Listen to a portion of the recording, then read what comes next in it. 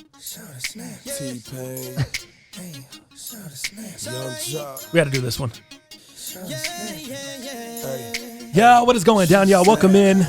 The Most Underrated Podcast, broadcasting from Most Underrated Studios. I'm your man, Thomas the Franchise. The homie Dalpo Antonio chilling across from me. JJ Stringsteen at the end of the table. Did I say Most Underrated Studios? Kind of said a little too fast. I hope you did. I think I said Most Underrated. Underrated. That sounds like a Dallism. Yeah. Is it Dallism? Yes. Dallism. There you go. Style, yes. That's, I'll take that L on the way out. Hey, we got the sounds. Great to have the sounds back. Great to have the sounds back. I asked JJ, hey, you pumped on the iPad? Cool. That's what...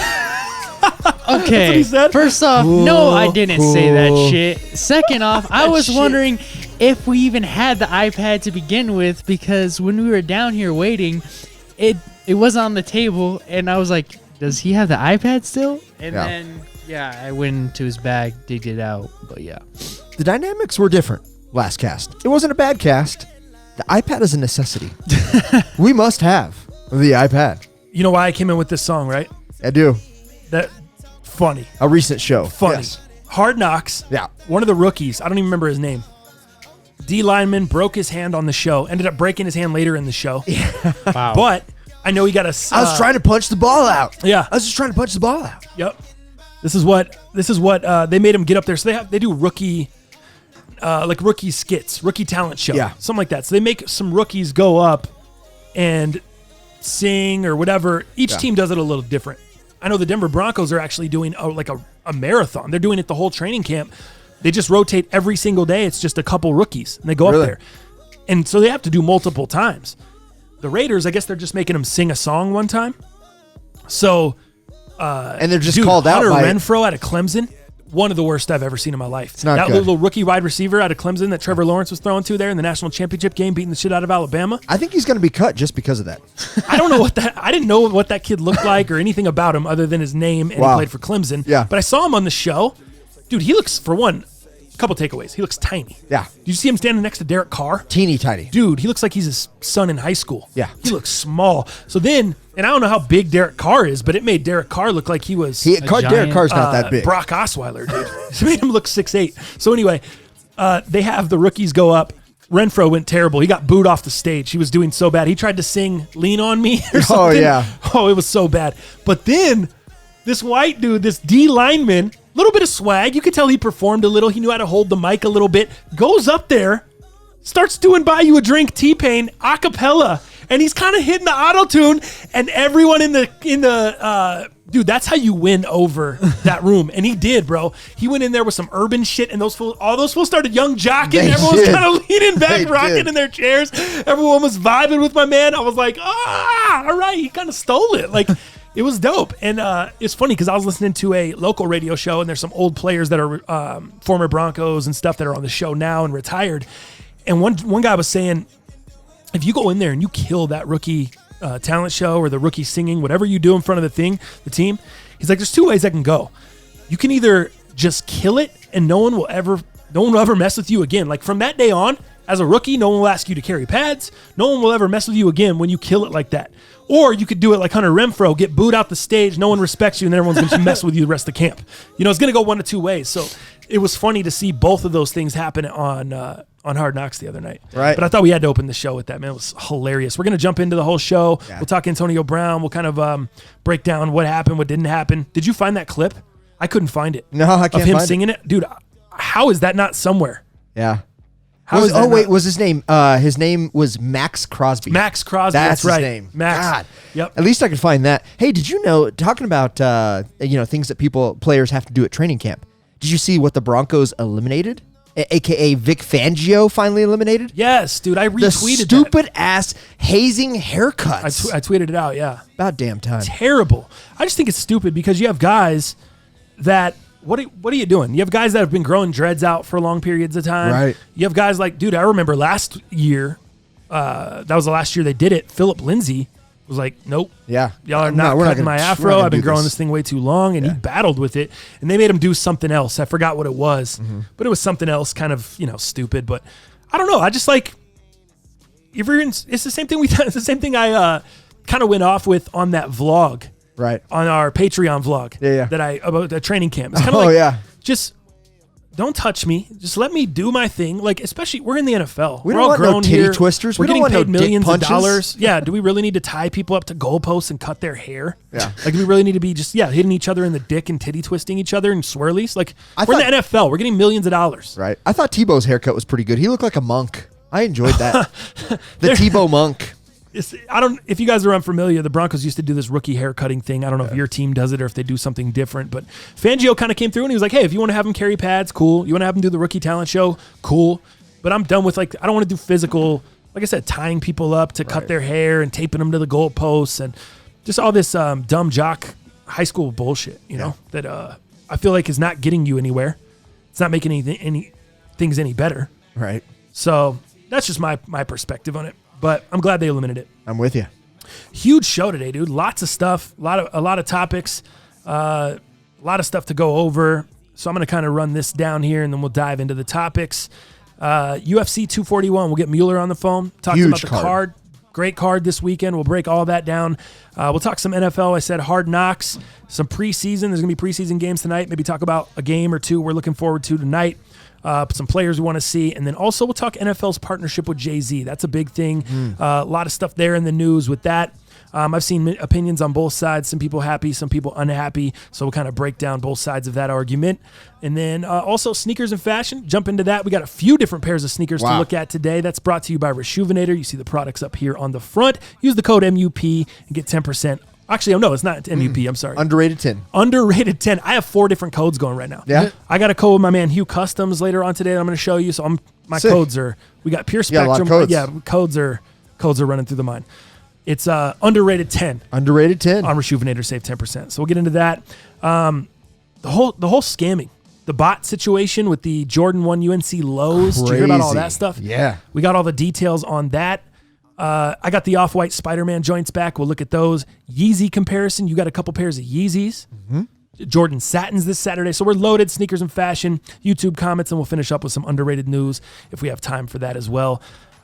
Before we jump into the bulk of the topics and before we call up Mueller,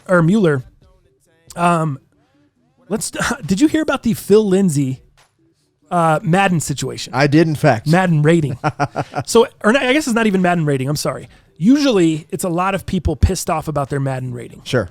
That's usually what the gripe is. The Denver Broncos tweeted out yesterday, Madden 20, we need to talk. Yeah, exactly. Basically, tweeted out to EA Sports. Yeah. Saying, we need to talk. It's not surprising. It's hilarious. The article I saw on Yahoo, most players, of course, are unhappy with the aspect of their Madden player rating, whether their overall rating or aspect is attributed to their skill set. Lindsay, however, has a different gripe. Here's a screen grab courtesy of Broncos video. Peep that out. Yeah, peep that. I'm on it.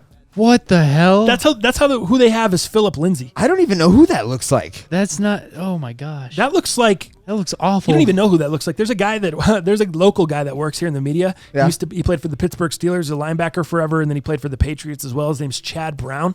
He does local radio here in Denver. Dude, that looks like Chad Brown in a 30 jersey.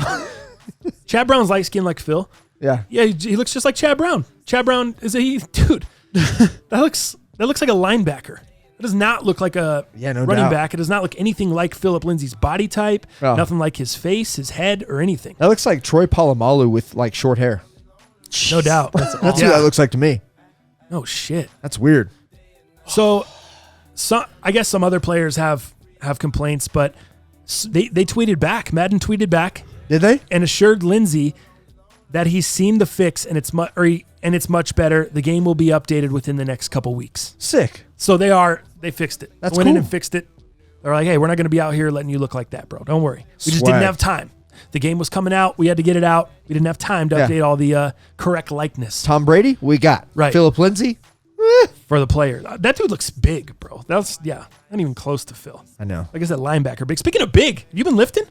Yeah, man. Shut up. Thanks for noticing, man. Dallas before the show. Dallas before the show was like, you guys haven't even been noticing. Yeah, so I literally, I'd have to throw a little. Literally, like I can feel my tits. Literally? My tits. Literally? My tits. Literally? Oh, wow. This guy's so upset. Yeah. This guy puts so much pressure on me to be better, to live better, to eat better, to drink better. And this guy can't even let me enjoy having tighter tits in the morning for the most underrated podcast. What's going on? What is wrong with Tighter you? tits. I'm fucking looking tight. I'm looking right. Are you? Hell yeah. Are you sure I'm feeling about that? right too. Which reminds Are me. you sure it's just not the cold studio that's doing that? I am nipped out. You know what? When I lift more, I nip out more. It's weird. I don't know why that is. JJ, do you have the reasoning behind that? Because if you work your like chest muscles, of course, it's just gonna like bunch together and tighten up. But I once thought- you stop, or like it, I thought it was just in my mind. I thought I looked so good that I was just nipped out. I'm like, man, this guy looks good. it's cold as shit in here though. Oh, so well, I'm not nipped out. Well, maybe I am right now. I'm just pumped. I look good. I feel good. I love the studio. I love how it feels because I'm always running hot. No shit. Guess what, dude? In the winter, You don't have to take off your gear. You can be able to wear full hoods, yeah, whatever. It's going to be awesome. By the way, I love that it's cold in here. let's bring up the discussion of the incline. Since I'm feeling better, By the way, taking care quick of myself question a little before bit. you add to that, how many times have you gone to the gym in the last month? Twice. What? Last How night, would we notice you're getting in better How shape? the hell are we supposed to notice? Last night and the night before. He Oh came my on the gosh. air. He came on the air today. Actually, not even on the air. He came in the show today and was like, you know what, man? F you guys. You guys ain't even been noticing. I'm looking better. I'm looking in more shape. You know what? F you guys, man. You guys haven't noticed it. And so I try to give him a little shine Yeah. here, and he tells us he's been going twice. Seriously, That's why- you have that's why done we haven't been nothing to noticing. your body, sir. That's Hey. why we haven't noticed. Sir, you know what? Next cast, Monday, I ain't wearing a shirt. The whole cast.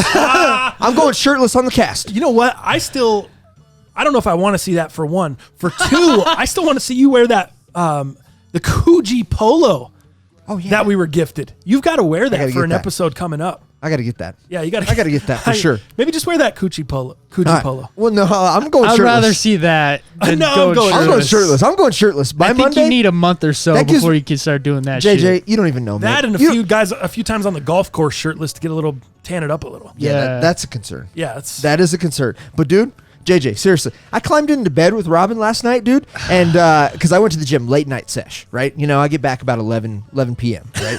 Robin's You also in bed. get this, before you even continue, you also get this thing called a pump where your blood's flowing everywhere in Exactly. your body It's awesome. to make you look bigger. Yeah. But it only lasts for maybe an hour or so. That's after the great gym. because I just got back from the gym. I climbed into bed. I'm like, Robin. She's asleep. She's like, what, babe? What? And I'm like, Oh no. babe, I just got tremendously sexy. Can you just take a moment? one time at the gym. Can you just take a moment real quick and enjoy this with me? She's like, I can't. I'm like, all right, cool. I'm out of here. And then dude, I'm pumped, man. So I Yeah. start watching YouTube videos and Wait. I On don't know. gym shit? no. Oh, I was like, whoa. I was No. like, whoa, God, we need your focus here. We No. don't need you to be starting to get into something else, No, some I'm not alternative that world. far. No. We do Okay. not need you to start getting into fitness. I'm not fail beast over here. That's what I was gonna Okay, say. just relax. I'm not trying to get my Air Force One off-white Volts Yeah. and start hitting the gym. No, your blazers. I'm not that. You're not trying to get your blazers. Not hitting the Sakai Trying to do yet. some curls in your Terra Kigers. I am going to go to his deadlift competition. Oh, I'm going to be there. That's featured footage That's for sure. featured footage for the Patreon. If you're not signed up on Patreon, we just dropped we actually, before the show today, Yeah. watched Stone Cold Steve Austin's Hot Wings edition. And while it played, we were researching for the show and watching the show, and we just left the mics rolling and we recorded the whole thing. So if you haven't heard it, Yeah. or even if you had heard it and want to just go listen again, there's no video or anything. It's just audio. It's up on Patreon. You can go check it out. We just, you can listen with us. Stone Yeah. Cold Steve Austin's Hot Ones. It's just kind of us listening along and making comments and jokes and It was very chilling. interesting. Yeah. Yeah, it was cool, Yeah, man. especially like you said, you were Eye-opening. interested and you were Yeah. like, I don't know anything about wrestling. I It was don't know a mainly lot either. because you guys talk about that a lot, and I really never watched it, nor really had the interest in watching it. So it was kind of cool to kind of see who the dude was. Mm-hmm. It kind of like, I don't know. He just seems old to me. So I wish I would have seen like the younger version because like Right. I've seen like Right. clips here and there of him just going crazy, and seeing the older version is just like a little bit of letdown. But Well, okay. it's funny because he talked about the In the beginning, he was like, I was the toughest SOB in the ring. I was the toughest and now SOB you I ever might be seen." the biggest pussy ever. I was like, okay. like check this out, JJ. This is what you missed right here. Just the sound alone is fire. I'm just gonna play this little clip here. This is oh no. Oh, my YouTube's muted. I was like, it's not gonna work. Stone Cold comes out. Mike Tyson, this is what he talked about during the thing. He said when he shoved Mike Tyson during this altercation, $100 bills flew out of his jacket. I've seen this clip can't tell you how many times I never noticed any $100 bills flying out of his jacket on the floor. So Stone Cold Steve Austin, during this Hot Ones interview, he said during this altercation with Mike Tyson in 98, he pushes Mike Tyson in the ring, or Tyson pushes him, and then he pushes Tyson, or vice versa. And Mike Tyson, he comes in, he's you shaking go. everybody's hands, making friends with all the WWF superstars, and it's made me so damn sick I've been in the back throwing up. Yeah, me too. The King. I love the King. I ain't gonna shake That's your not damn Ross, hand is it? because I ain't Yeah, out here to make it's friends Jerry with Lawler. you. Lawler. Me too. Mike, shut up. I respect what you've done in the boxing world, but Jesus Christ, son, when you step in this ring, you're messing with Stone Cold Steve Austin, and that's something you don't do. Dude, this shit is so intense. The look. Let me make it short and sweet. What I'm telling you is I want a piece of Mike Tyson's ass. Whoa! Shut up. Don't say one word, Vince. I'll knock your damn lights out, too. Is he talking to Vince McMahon? I respect Yeah, because what Vince you've is standing done, there in the Mike, middle of it. Nice. But you're out here calling yourself the baddest man on the planet. Right now, you got your little beady eyes locked on the eyes of the world's toughest son of a bitch. Oh, dude, the wrestling fans just love it, too. You know what I mean? Yeah. I could beat you any day of the week, twice on Sunday. Prize on Do I Sunday. think you could beat my ass? Hell no. Do I think I could beat your ass? Why, hell yeah. Love it. Love it. I don't know how good your hearing is, but if you don't understand what I'm saying, I always got a little bit of sign language, so here's to you. Whoa! He pushes him, and he pushes him. Where's the hundreds?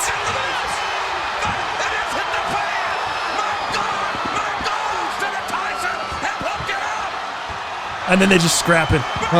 And then they just pushing.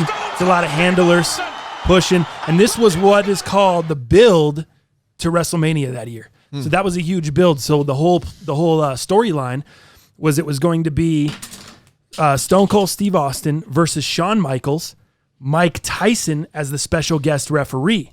So what they did here is they have this whole altercation, Austin and Tyson beefing.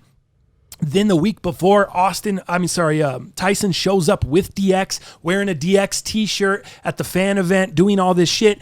So everyone's like, oh no, Austin's going to be in trouble in this match. You got the referee against him. He's going against Michaels, champ. During the match, or at the end of the match, spoiler alert, if you haven't watched it, 20 years old, Mike Tyson turns on Shawn Michaels and his teams of Steve Austin and gives him the fast count, Nice. the quick count, and Stone Cold Steve Austin wins. Yeah, pretty dope though. But that was the build, man. That was the build up. Austin and Tyson. I remember that was just doing insane ratings because that's right after Mike Tyson had done the biting of the ear, and all that stuff. So he was huge. His stock was huge. Vince McMahon, the ultimate presenter, dude, capitalized on it. Totally. Took it to the next level. So that is up on Patreon. Us listening to the Stone Cold Steve Austin Hot Ones, if you want to check that out. Pretty cool. Pretty good episode. I watch Hot Ones here and there. I don't catch every episode by any means, but I like what he does. I like what Sean does. I think he does a pretty good job for the most part. And the show is cool. It's entertaining. We thought there was a couple opportunities. We spoke on it. Oh, yeah, totally. Yeah. He mispronounced some things, and it's like, as a big wrestling fan, you're like, what the hell? But I know I mispronounce things for industries that we're talking about on this show sometimes. I'm king of it. And people got to be in their car like, Francis, what are you doing, you moron? Yeah. It's called the, so it's the same shit. Everyone likes the opportunity to be right. Totally. Let's move. But back to the incline thing. Oh, yeah, sorry, the incline. A little story on the incline here. Thank you, so, JJ. Of course. Thank you. I've been hitting up the stair stepper. At the gym. Oh, yeah, dude. Oh, yeah. Why are we not having feature footage of that? I've been knocking Why out is the that not on stairs. your story? I want you setting up the hands-free Instagram behind you. All right, you got it. And I want you it's stepping. Coming. It's coming. I want you stepping. I'm going to film What myself. shoes are you wearing? All right, incline. Here we come. The Raven Ultra Boost that I use for my disc golf as well, that have like the trail bottoms and Yes. shit. Okay. So nice, dude. Nice. Perfect. Nice. I'm going to use the Off-Whites next time, though. We got to get that going, I'm already ready. the incline. Well, I'm kind of ready. How long were you on the stair climber? The first night I did 23 minutes. Wow. And just kind of did like, I don't know, because there's all these pre-settings, you know, and then you can do the manual as well. I did one of the fitness ones, like for the better heart rates. So you had this drastic jumps, you know, where it would go from like level 3 to like level 22, you know. So that was pretty cool. But 23 minutes, that was good. Legs felt jello-y. And then a full half hour last night. Wow. It was dope. And then Look at ended you. everything with the Aqua bed massager. So that's where you lay on a bed and then it massages you with the water. It's actually pretty cool. It's not as great as I thought it would be. I'd rather like it be some like hands that were massaging Right. you. Water's a little weird. It feels like kind of sharp a little bit. And you can change the pressures, but it doesn't feel as good, but I mean it's better than nothing. Is it digging in? Or does it not feel like it's enough pressure? I don't think it's enough pressure, but it's like this water pressure that feels sharp. Is it almost like when you're sitting in a hot tub or a jacuzzi, like you're sitting on a real powerful couple jets behind you? And No, it's busting? totally different. Okay. Totally different. I'm trying to imagine what you're talking about. Aqua massage. Yeah, it's really Never weird. heard of it. Yeah. Never seen it. Give me how can you paint me a visual? Paint you a visual. What does it look like? Is it like a tanning bed? Yeah, it does lay actually. down- okay, Yeah. all right, all And right. it's like We're a getting water warmer. bed. Think of it almost like a water Okay, bed, yeah. but you don't sink into it, right? So it has the support, and then it's got like this middle piece where it separates the two legs. Okay. You know, so it kind of gives you a little separation of body of certain points so you can get in there. Is water coming out of that point? Is water shooting out of that middle piece?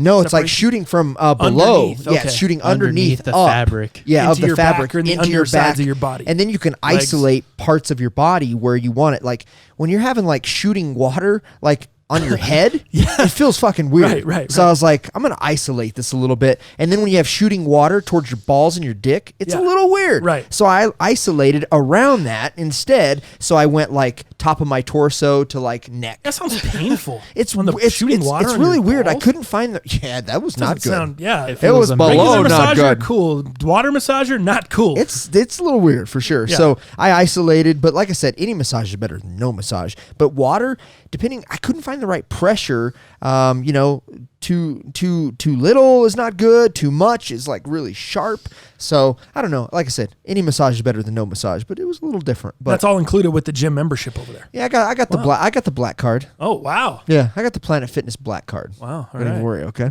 nice. I'm glad you didn't cancel the membership. I know. That's good. I'm glad you're back know. on the You know, back on the it only took 5 months to get Hey. back in. Well, But think that's about okay. this though, dude. When we're doing the cast full time, like we're gonna be doing we're gonna have so much like. You're going to just be freed up a little bit more to hit Yeah. the gym whenever. Like you can work it into more of a, it's not like you're going to be working less. Yeah.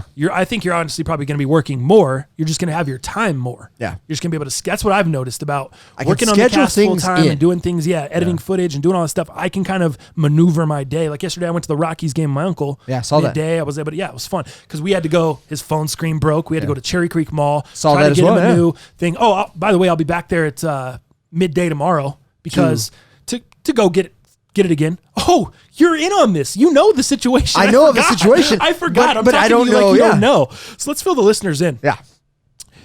This is something that's absolutely mind blowing to me. Let me fill them in Fill on the me. Fill me. So there's We have an a- iPhone 6. Yeah, so there's a new policy with My uncle T-Mobile. has an iPhone 6. Yeah, absolutely. So there's a new policy with T-Mobile and Apple, and this is not getting any information out that doesn't need to be out. But long story short, there are different manufacturer warranties now on iPhones, right? So typically, when you buy a brand new iPhone, you have a year manufacturer warranty from Apple, right? Whether you get insurance from your provider or not, that's all irrelevant.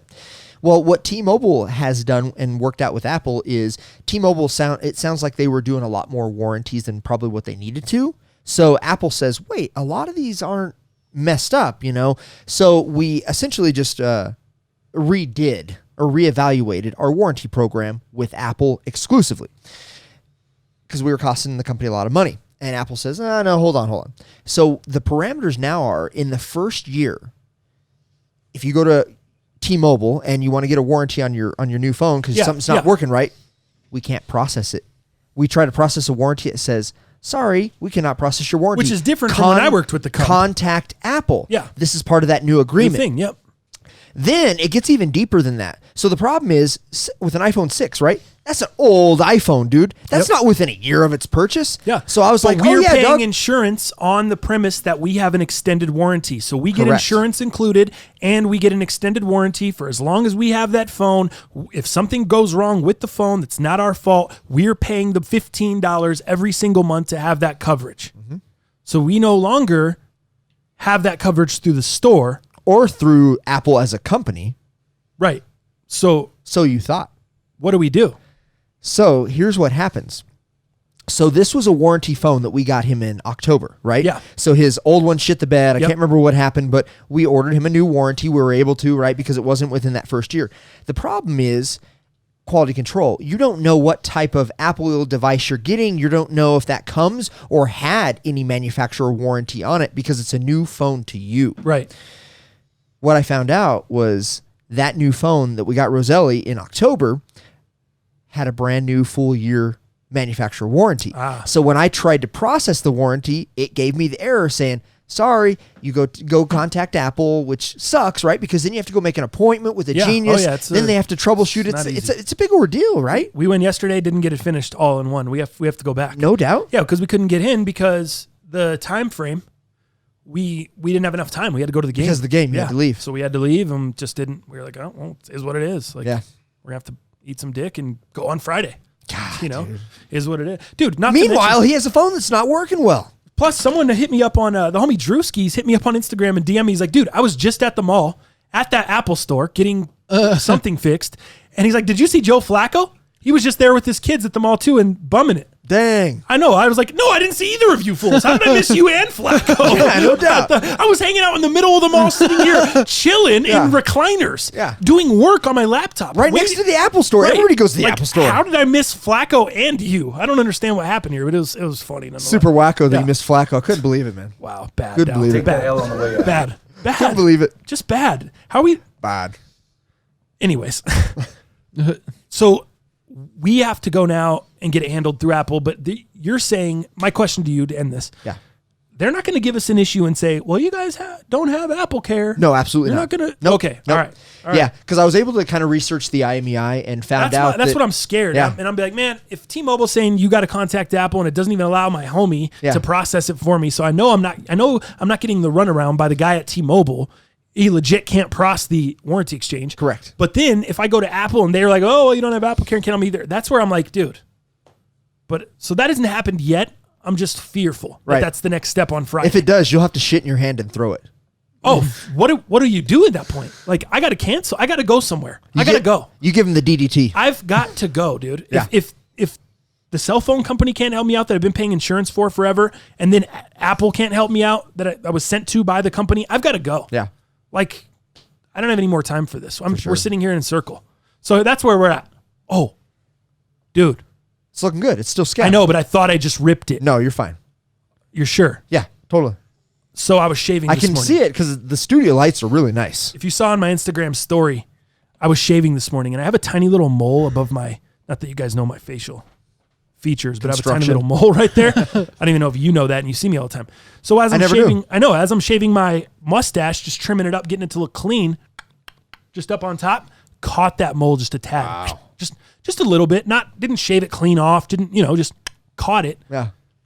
You would have thought I cut my nose off, dude. Hit it The with- whole thing was just Hit it with the Static X. Bled for days. bled forever. Damn. I thought when you walked in, you had a Supreme Band-Aid on. What happened? I took it off because I was just wanting it to scab. I wasn't going to wear that thing. Dude, I was going to say it looked like Nelly. It wasn't even Nelly. It was like... It was vertical Nelly. Yeah. Not horizontal And Nelly. Dude, it was awful. And I just was trying to just get it to scab and the bleeding to stop. So that way I could pull that off, clean the blood around it that was on my face, and then hopefully just do the show and not touch it. I need to just adjust my glasses on this side if I need to adjust them. That way I'm having issues. All right. I mean, you're having shoes. Let's get What's next? Mueller on the phone. And actually, before we do that, did you hear this Michael Porter Jr. story? No, I didn't. Hilarious. Michael Porter Jr., Some NBA offseason? rookie, second-year player now. Was a rookie last Yeah. year, sat out his whole rookie season, course. knee injury, all that stuff. Can't stay healthy. Everybody's still worried about him. My man, MPJ, Yeah. was at an event on, I don't know what it was. It was some kind of an event, like a rookie symposium. I don't know why he was there. It doesn't give context. But Adam Silver was up on stage speaking, and Michael Porter Jr. took a picture of Silver and posted it to his Snapchat. Well, he must have been on his phone or on his Snapchat getting ready, not listening to what Silver was saying. And he just basically probably looked up and took the photo and then posted it.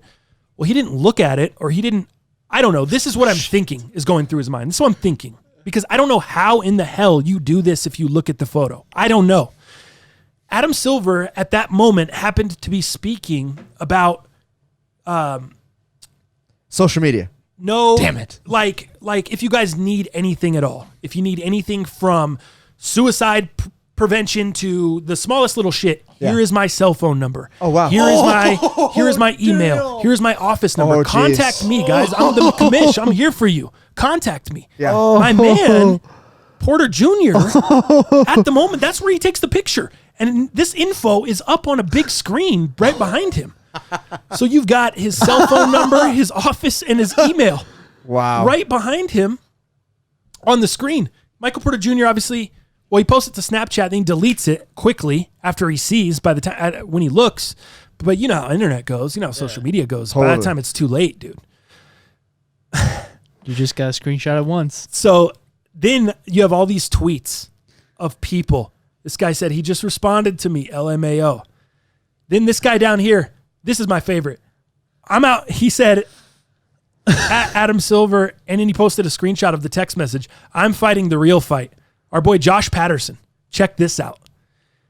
Adam, I'm sorry MPJ gave your number out, but can you fix the league pass in Wyoming? We get blackouts for the Denver Nuggets and for the Utah Jazz. It should be one or the other, not both. That is hilarious. Dude, that's awesome. For all of you guys that don't know, that don't understand that and don't find that funny, let me explain that.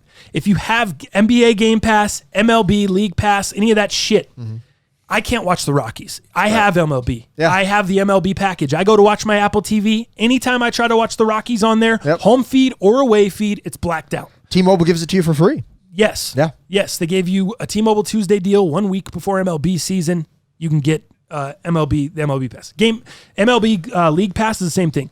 If you have MLB League Pass, you can't watch the Denver Nuggets in Denver. You can't watch the away feed. You can't do any of that. That's just how it is for every team. So what this man is saying is he lives in Wyoming. There's no team there, but he's saying I can't watch the Nuggets and I can't watch the Jazz. I'm getting blacked out on both sides. It should not be both. And I'm like, this guy, he is fighting the real fight. Yeah. For everyone that's in Wyoming or in a situation struggling like that, because you got to think, there's a lot of cities where you're on borders of other cities, especially when you get back to the East Coast and all that shit is so crammed together quick. I mean, Roselli, he was just telling me, we were just talking about it yesterday. He's like, dude, I was in Jamestown, New York. It's 70 miles from Cleveland. Like, and then look at all the other cities that are around there too. Look at the Midwest. The Midwest is horrible. Crowded up. So I wonder how that blackout shit works, but my man is... He's got a valid point here. Speaking truth. He's texting Silver. He's not trolling. He's giving some real shit. So that was you could read through. There's a ton of different tweets. Everything from stuff on Rich Paul to free Michael Beasley to Adam Silver needs to help out my team to people sending him invites to play basketball. Little Apple game. Nice. Back and forth. Hey, I don't know if you have much time, but you got stuff like that. Yeah. Oh, it's just if you don't have anything going on tonight. Adam Silver, when he checked his phone after the presentation, that guy, just funny as hell. Like, just funny. So, a very funny story that I'm sure a lot of people got entertainment out of. But I know the commish probably gave my man Mike a call and was like, "Dude, what are you doing here, buddy? No, I just had to change my phone number. You know how much of an inconvenience that is. Yeah. You know, for a guy like him." You know who's got that number? You know how many people got that number that might need that number sometime, but you forgot you gave it to them, and now they're just not going to have that number?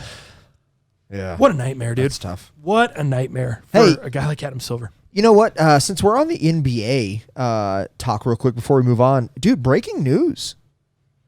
Your boy. Breaking? Like real breaking? Real breaking. Dude. Or like tearing. Demarcus Cousins. Yeah. It's, you know what? He's got a point. Tearing news. It's a little weird. Wow. But Demarcus Cousins reportedly suffers torn ACL during workouts, dude.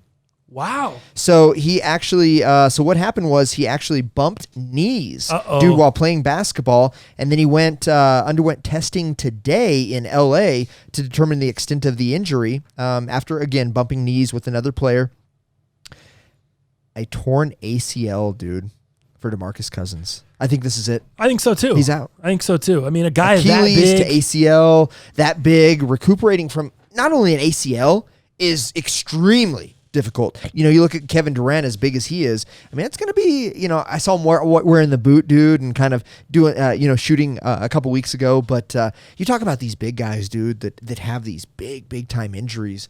Man, it's tough to come back. But now, I mean, he's just a glass house. It's unfortunate. I think he's done. I totally agree. That I agree. sucks, man. Anywho, let's call Mueller up. Am I calling him on my phone? Call Mueller. Do I normally call him? Yeah. Do you have Wi-Fi hooked up? Yes. Wi-Fi calling? Wi-Fi calling, yeah. That's it. All right, let's get on the. God, I'm leaving the company on the 6th, September 6th, and I'm already losing my verbiage. Go figure, right?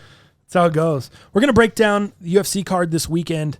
Huge card, dude. Dude, this might be one of my favorite cards. I'm looking forward to. A lot of us are going out this Saturday, man. I know you're gonna probably watch it at the house, but I'll send you the invite. I like to watch it at the house. We know that. You know, I like to watch it at the crib. I like to get all the audio. So does this place we're going. Nah, it's not the same. Yeah, it's not uncomfortable ass bar chair and shit. Breaking my back. Oh man. We're gonna have another Mario Andretti. Oh, bad. Seg. Oh no, dude. Mario Andretti. Oh, dude. Come on, Beal, dude. Pick it up, bud. Nothing, bro. Hey, this is Jared. Sorry I missed your call. All right. Let me pull up the card anyway. We'll see if he calls back in a minute. Dude, this card is so stacked. Card is stacked, dude. What about Nate Diaz? Nate Diaz coming off of a 3-year bout outside of the ring. Last matchup, Conor McGregor. That was 3 years ago? 3 years ago. Wow. Isn't that crazy? No way. He's been out of the ring for 3 years now. I'm looking that up. It's hard to believe, isn't it?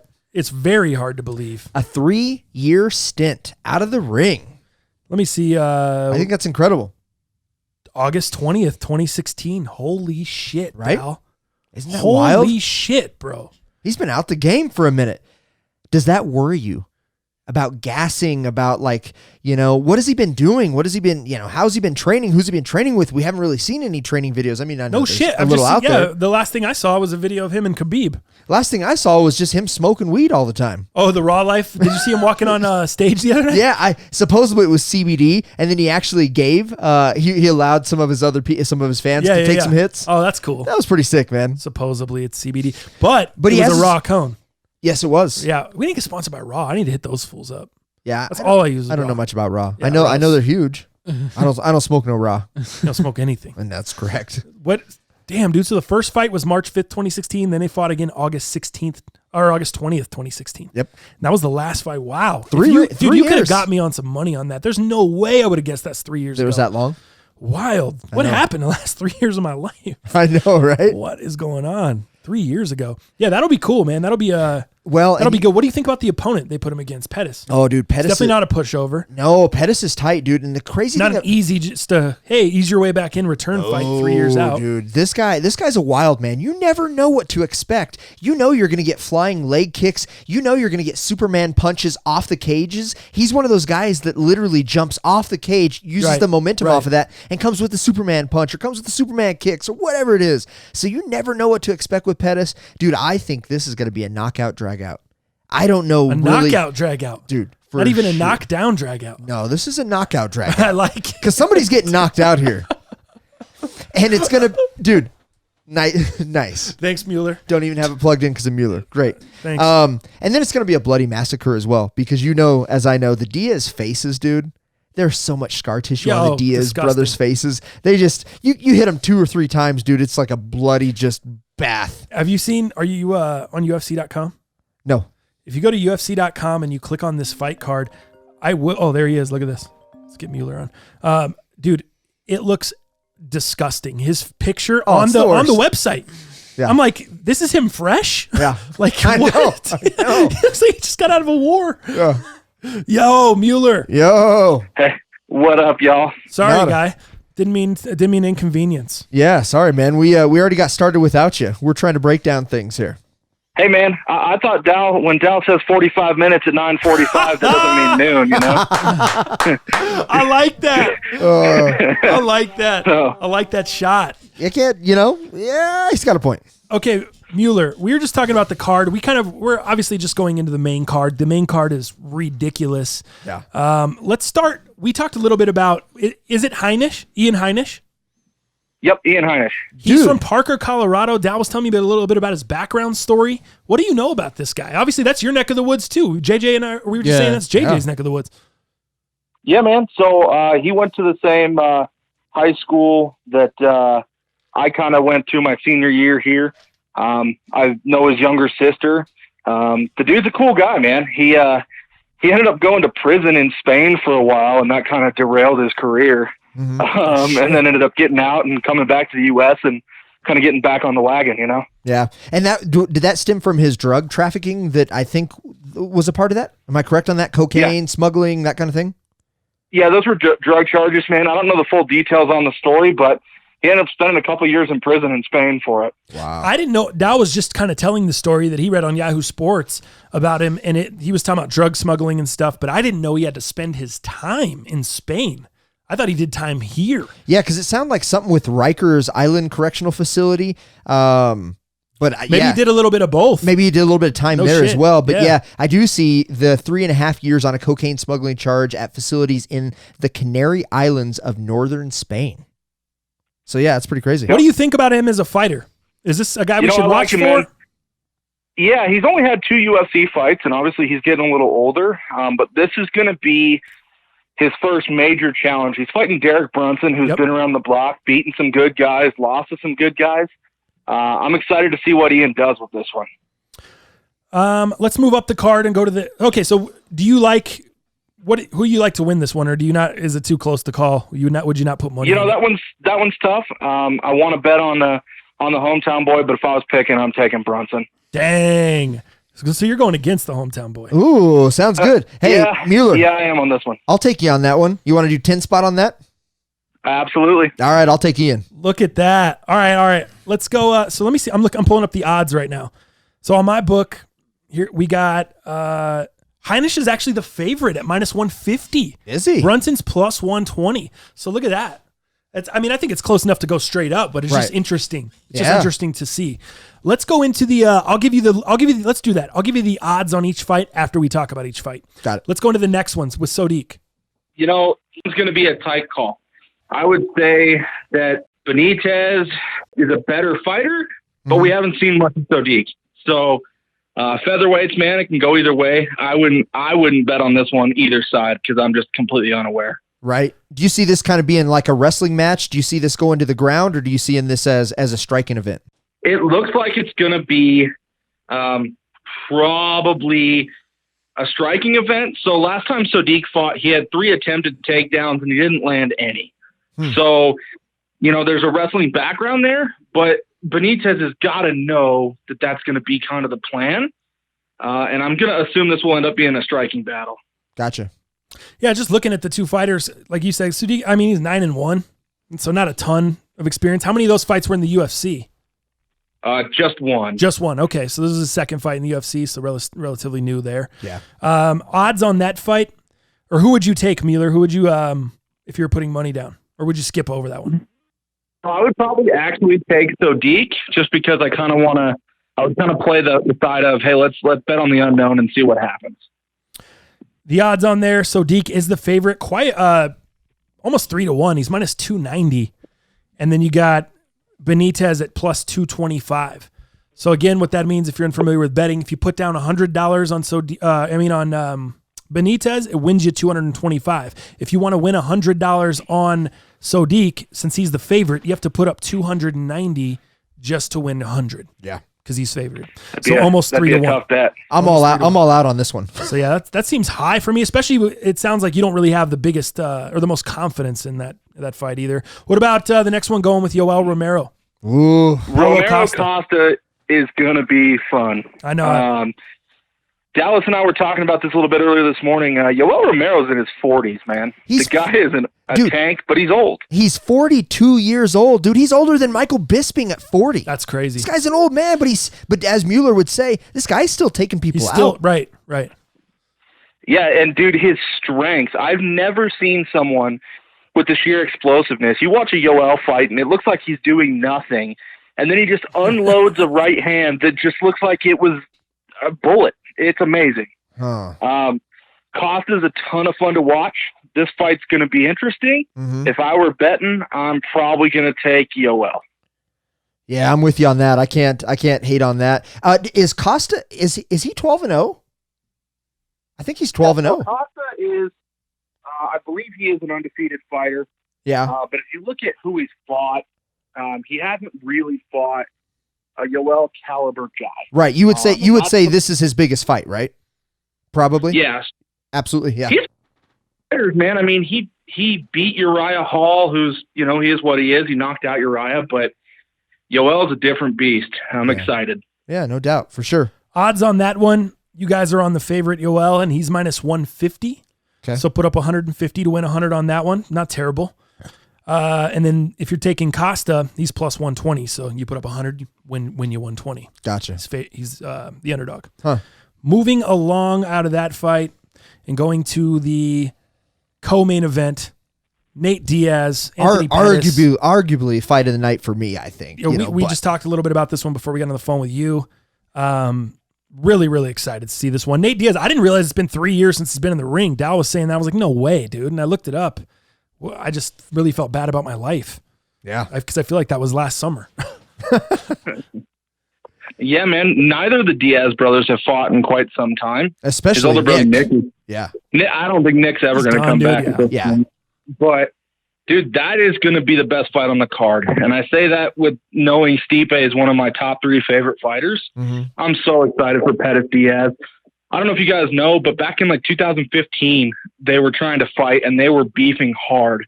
They were talking crap about each other. It got ugly. Anthony Pettis got put on a Wheaties box, and Nate called him out for that so hard. It just turned into a bath, dude. It was crazy. But 4 years in the making, and in the pre-fight interview, Anthony was like, hey, man, he's a fighter. I'm excited. We had all this stuff last time. We're not really dealing with all that this time. We're going to be professionals. I'm going to beat the crap out of him. We're going to go home. Yeah. Who won the last fight? They never. Well, they haven't fought. They yet. never It got fought. canceled. Gotcha. Yeah. Okay. And Mueller, it's interesting that you bring that up. How you said Pettis obviously had the Wheaties deal. Nate. So I watched an interview from Nate Diaz. Actually, I think it was in the last couple of days. I don't know where I saw it. Maybe YouTube or Twitter. I don't know. But Nate was actually talking about that. Whether it was Pettis, McGregor. He's like, man, everybody else has always had the support. Everybody else has always had the backing. Me, I back myself. I'm in this for myself. I'm my own businessman. And it's interesting because he now owns his own CBD. He's a big weed advocate. All these different things that the Diaz brothers are a part of. But then he goes into the only person that's ever on my team is my brother, Nick. And he's like, he even talks about bringing Nick into his side of the cage, on this fight. And he says, well, I may or may not. We'll see if there's room, blah, blah, blah. But, I like how the Nate Diaz has always said, look, man, I'm self-made. Ain't nobody going to make me. Ain't nobody going to pay me. I got to go get my cash. I got to go get my money. I got to go get my paper. So I thought that was kind of a cool interview. And I think that Mueller, that's exactly what you're alluding to. Pettis, McGregor, you look at these people that have, fought Nate or going to fight Nate. They've always kind of had that little help, that little push. Nate never had that. Would you agree? Kind of, man. If you look at Nate's resume, it's tough though, because looking at everything that he's done, there was no reason for him to have fought Conor. That fight was made.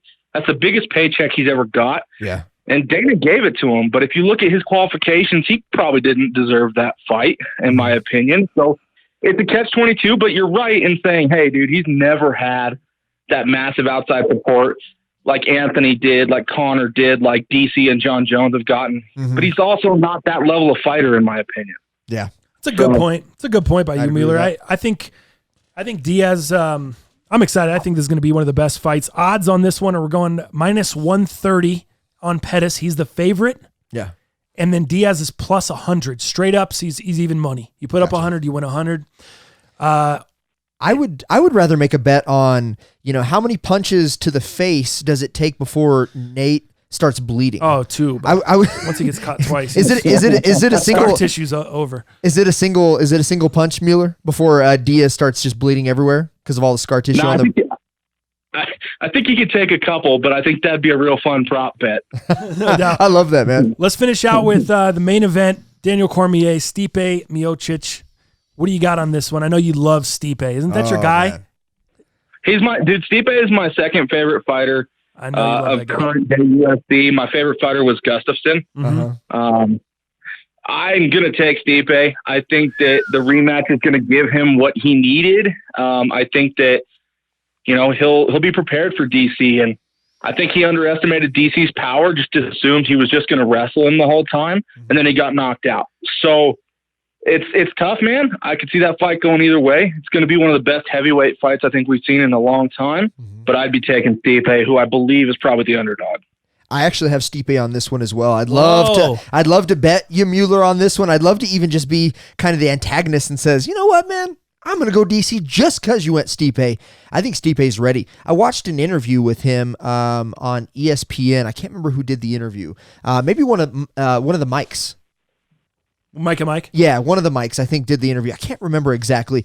But, man, Stipe during the interview was focused. There was no bullshit. It seems like he was learned. He was more mature, whether from this last fight or not. I just felt something. And sure, you can't bet with your heart. You bet with your heart, you're going to lose. But, man, I just felt something about his presence. And it seemed very, very dominating without being like over ego eccentric and all this other shit. He just seemed really squirrel-like focused, man. I was impressed. With all that, I'm going to bet both of you guys. I'm taking DC. DC's going to win. How much you guys want to put up? 10 each? I'll put 10. Yeah. Mueller? Done.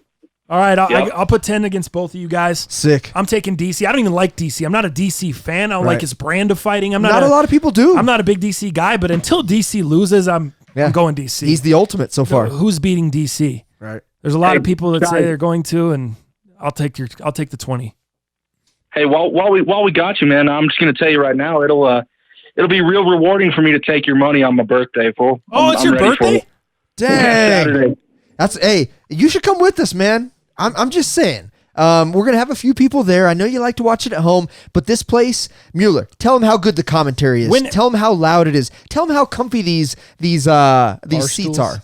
They're not even bar stools. That's the part that makes it cool, man. 90 times when you go to a bar, you can't actually hear the commentary. They put on music or just so loud. They crank the volume so loud in this place that all you can hear is John Anik and Joe Rogan. It's awesome. It's his birthday, man. I know. Hey, and then maybe we go to Blackhawk afterwards. Oh, my goodness. Who's trying to do it big? Wow. Not JJ. JJ's not old enough yet, so we can't take him. Wow. On Tuesday, I will. Tuesday? Yeah, Tuesday I'll be 21. We got too many birthdays here. Whoa, Stringer, I didn't know man. that. Yeah. Mueller, are you down for a Blackhawk trip Saturday night after the UFC and then Tuesday at some point? I'll skip out on work. Let's take Stringer to Blackhawk as well. Maybe we'll do a red eye to Vegas. We got to do something all three. Dude, I didn't know all three of us were August because mine's in 2 weeks. All three of us August birthdays. Right. Wow. Yeah, what we got? Damn, you two are right next to each other, and What's here 2 hey? weeks away. Look up your book real quick. What's the odds of me taking Stringer to Blackhawk on Tuesday? I was like really looking for some shit. I was like, oh, okay, cool. What's the odds on that? To finish out, Mueller, we'll let you go, man. It's crazy to me that speaking of odds, all the odds on this fight are so close. That just speaks to how good Vegas thinks the card is going to be. The only one on this main card that is over 200 is Sadiq. Everyone else, the Sadiq Benitez fight is the only one that is someone's favored over 200. Mm-hmm. Everything else is within the hundreds. Wow. You know, you're talking 145, 160s, 180s, 110s. Everything's down. That's favorited. All the favorites. No one is 2 to 1. No one's even 2 to 1. That's crazy. Except for that Sadiq fight. So it just speaks to how good the card's going to be. Can't wait for it. I'm not going to commit fully yet, but I think now I might be leaning. You're interested. I'm going to try to. Yeah, that's it's all that birthday. matters. I didn't That's know all it was that matters. birthday. It's a good friend. Yeah, we have another friend. I didn't know coming the chairs were kind of comfortable. Oh, I didn't know dude. they cranked this commentary. They got a fireplace Now you're on making me one feel like a side real in piece there, of dude. crap. It's great. Well, plus I don't really drink anymore. Like I don't drink alcohol much at all. I just smoke weed. So it's like that's another reason I just like chilling at the crib, smoking weed and watching the fight. Well, people would argue that Mueller doesn't either because he drinks Bud Lights. Ooh, damn. Don't worry, I drink them with you, Mueller. Got him. We're those dudes. Damn. Hey, man. It's all fair. I do enjoy the BLs. Sounds good. Well, hey, Mueller, we'll let you go, man. I'll talk to you a little bit later about some plans we have this evening. But, dude, we appreciate you as always, man. I think you had a good insight to kind of what's coming. Real quick before we let you go, depending on Stipe and DC, whoever wins this, dude, if Stipe wins this, where does the heavyweight go from this point? Real quick. If Stipe wins this fight and DC wants it, they have to do it a third time. Gotcha. It's just going to be what it has to be. They have to run it back. Yeah, it's what I kind of figured. But if DC retires or if he says, hey, I'd rather go down to 205 and try and fight Jones again, heavyweight's going to be interesting, man, because there's not a lot of top tier. Yeah. Stipe beat everyone before DC took it from him, so heavyweight's going to be fun. I think you could see Volkov maybe. Yeah. I think maybe Ngannou gets another shot at it if he keeps winning. There's some interest in there. Well, we just don't want Brock Lesnar to come back. That's not going to happen. He's too old. Good. All right. Hey, Mueller, we'll let you go, man. We appreciate your time, dude, as always. Thank you very much, man. We'll see you soon. Hey, thanks for having me, dudes. We'll catch you. All right, bro. No doubt. See ya. All right, man. The homie Mueller on the phone, breaking down UFC 241. Hopefully you guys are going to watch the fight and enjoy that. We'll be back with some recap on Monday's show, kind of go over what went down, square up the bets, who won, who took home some money, who took some L's. Let's jump into the NFL. Mm-hmm. NFL conversation. Should we talk Hard Knocks first, or you want to start out with Jay-Z? Let's start with Jay-Z because I want to spend time on that. I don't think we have a ton of – there's a little bit of Hard Knocks, but nothing crazy. Right. Jay-Z's partnership with the NFL. This is very, very interesting because for a few different reasons. Number one, him partnering with the NFL, obviously in the wake of the Colin Kaepernick situation and the social injustice and all the stuff that's been looked at. And we try not to get political on this show, right? But we do talk a lot of sports. We do talk pop culture, and I feel like this kind of crosses those bridges. That being said, people have an opinion on it. Some people love the move. Some people really don't like the move. And there's also been a conversation that Jay-Z had with Colin Kaepernick as well. Did you hear about all that stuff? I did hear a little bit about it briefly, but yeah, I mean, I don't know a whole lot. No. Okay. First of all, I guess, what do you think of it? Well, I'm interested because I think this obviously gives Jay-Z the autonomy over events like the Super Bowl halftime show. And then kind of what's the next chapter and how much say does he have? I guess break down the partnership first. What is this partnership with the NFL? What does it allow? Because it's more with Rock Nation. Yeah, so I guess it's with Jay-Z and it's with Rock Nation. It is, yeah. So the NFL partnership with Jay-Z and Rock Nation, I think this could change things, football forever. So what this does is this gives Jay-Z, like I said, autonomy over events like the Super Bowl halftime show. But like I said, what's the next chapters within the league?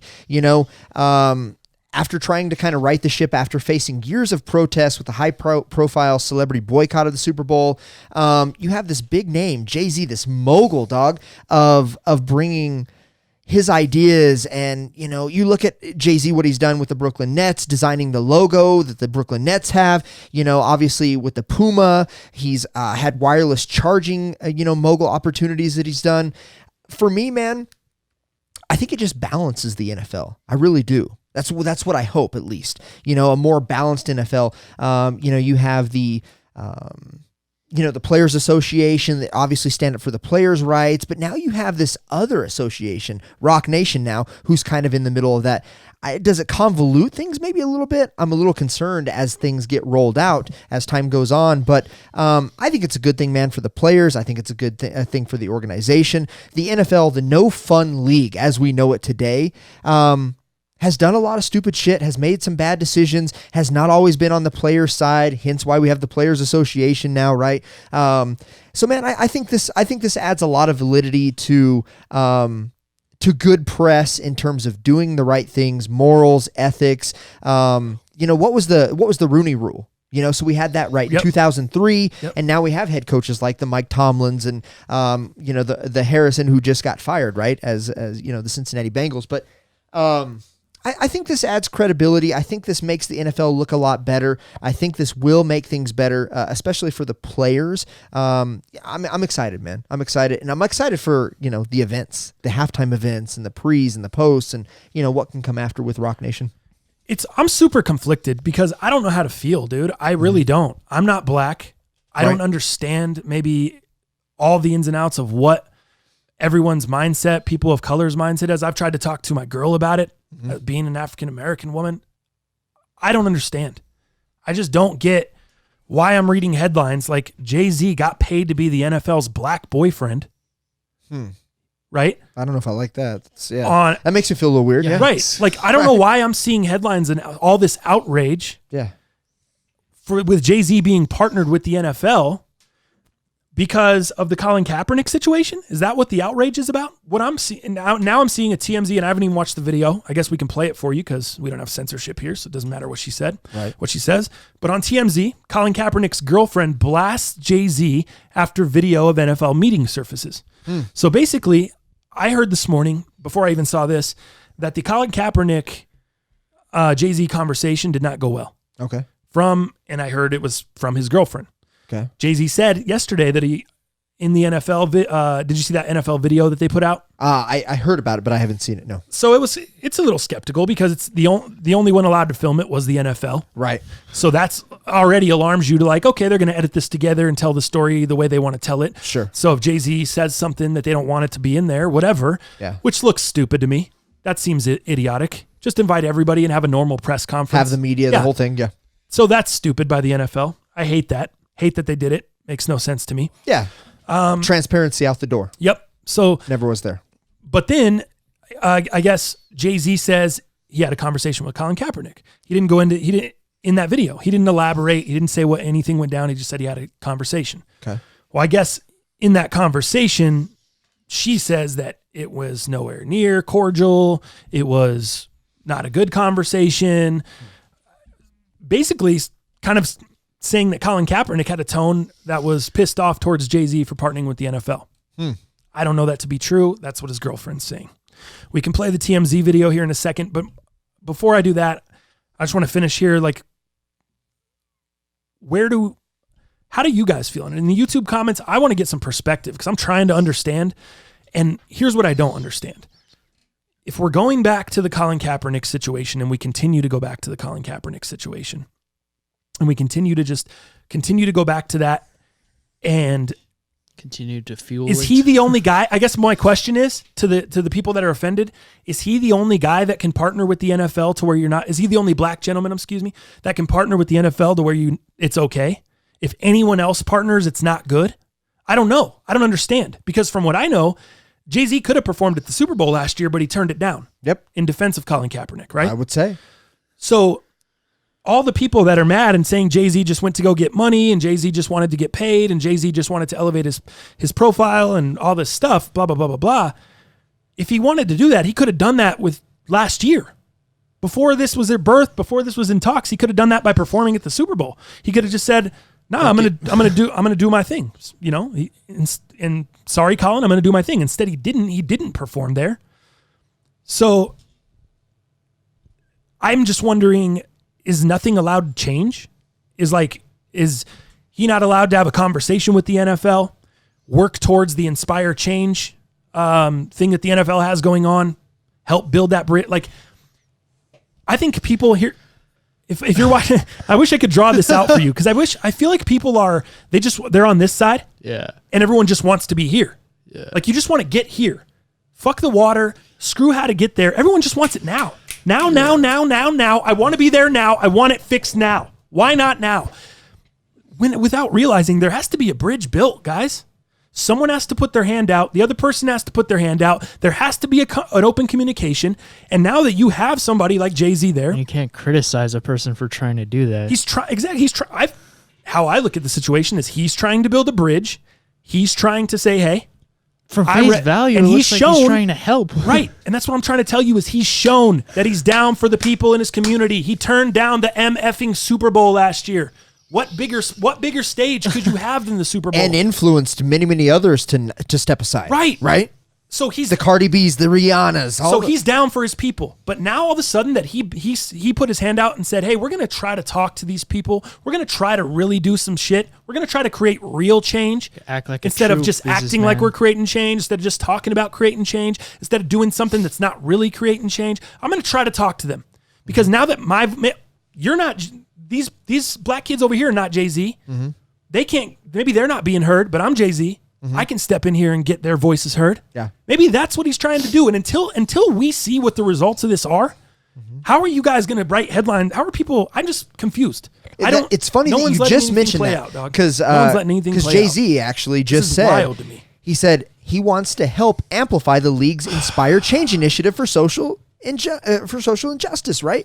Like that's what he's trying to do. And I think Colin Kaepernick has done a lot, right? You know, Jay-Z stepped aside last year at the Super Bowl, got Cardi to step aside, Rihanna to step aside, all these individuals who were and can be and still feel affected by this whole thing. Right. Jay-Z is trying to help, but I don't believe that he thinks Collins is enough for people to be heard and for him to be heard. Obviously not. People haven't been heard. Right. So he's stepping in to say, hey, Colin Kaepernick's not enough. Right. And he's not being heard.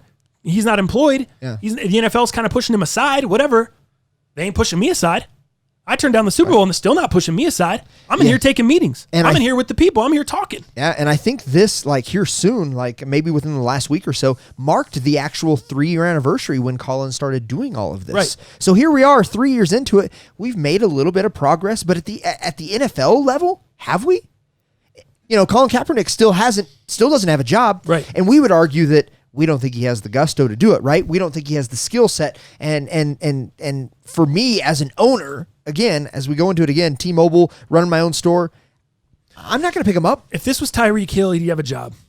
Yeah. Just like Tyreek Hill still does have a job. Just like we've talked about it a million times on this show. If he was good enough, he'd have a job. Yeah. He's not good enough. And I hate that he's not going to be able to prove that he's not good enough. Because no team is giving him a shot right now because he's not good enough. But I wish somebody would just say, "Cool, man, come into camp, beat out Mike Glennon." You know what I mean? Right. For real. Beat out Mike Glennon here, on third string quarterback for the Raiders. We'll give you a job. Then you want to beat out who's the backup? Nate Peterman. Beat out whoever. Beat out Derek Carr. Beat out Nate Peterman and Mike Glennon, and you can jump in here and take the backup job because there's no way in the world this guy is good enough to get a starting job.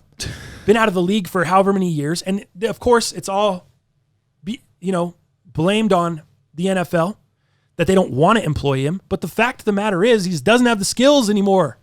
He did it one time with one coordinator. Jim Harbaugh helped him become everything he was, and it worked great for that time. But that was it. There's been no proven track record of success doing anything after that in the NFL with other head coaches, with other systems. So he thrived one time in one system. That doesn't mean you're a great NFL quarterback. Right. That means you're basically just Jay Cutler, dude. You just go around, I don't know, man. Am I to say that he couldn't be a backup quarterback in the league? Sorry, I didn't mean to do that. Just cleaning off some dust. Am I to say he couldn't be a backup quarterback in the league? No, he probably could make a backup job. He doesn't want to. Mm-hmm. He doesn't want to go try out, people. He doesn't want to do that. He wants someone to give him a starting job. He's not trying to go get a backup job anywhere. Right. Multiple teams tried to bring him in. Let's look at the video. I just hate that this is all linked together. You know what I mean? Mm-hmm. Like, I just hate it's all linked so negatively. And now that I'm reading this Instagram post by her, look at this. We will never turn our backs on @ColinKaepernick7 because your idols decided to work with the same organization that is actively keeping Colin unemployed, all because he peacefully protested against social injustice in Black and brown communities, specifically police brutality. That right there is where things are just not seeing eye to eye, dude. Right. And that's where we're talking about the talent level isn't in addition to that. Right. If that's the reason, I get it. I'm with you. I'm telling you the talent is on top of that. It's not just that. Because we've seen... There's plenty of dudes who fucked up and are still playing. Dude. That's... I just don't know how you say it. Tyreek is like the best example. I just don't know how... I think... Is it one of those situations where people are just only going to always hear what they want to hear? They're never going... it's just That's agree why to disagree. Peace won't be a thing. Right. Yeah, I think that's part of it. I mean, you look at Melo. And now he's only getting older. He's not getting better. No. He's never going to be better than he was. he hasn't that's the taken a problem. hit in a and that's while. why people still relying on this crutch. Yeah. And people still leaning on that crutch of him being unemployed because of this. He's unemployed because he's not good enough. And he continues to be worse because he's getting older and older and older. Yeah, this is just like the Carmelo Anthony situation. It really, really is, dude. Dude, you know, great comparison. Carmelo could definitely be in the league, but there's a certain Not a starting cost. five. There's a Not cost a starting to that. five. That fool has got to come off the bench. There has to be some communication within that, and there has to be some agreement on both sides that this is how it's going to be if you want to be in the league. I think the same thing with Kaepernick. I really, really do. Like if you want to fight, between third string and second string, dude, I think so many teams would look at you and say, cool, man, let's put you in there. Let's see what you can do. Let's see if you can earn that spot. But you're probably not a starter. I hate to say it. This is what it is, man. But that's my comparison for you. Let me play this video. It's on Instagram. I don't even know if it's worth playing. I think she says everything in the caption because it looks like it's just a video of Colin Kaepernick throwing the ball. Let's double check this real quick. Denied work for 897 days. It shows the video. And it shows, I think it's Cap. Let's see. Cap's working out on a football field. He's running some ropes. He's doing some ladder drills.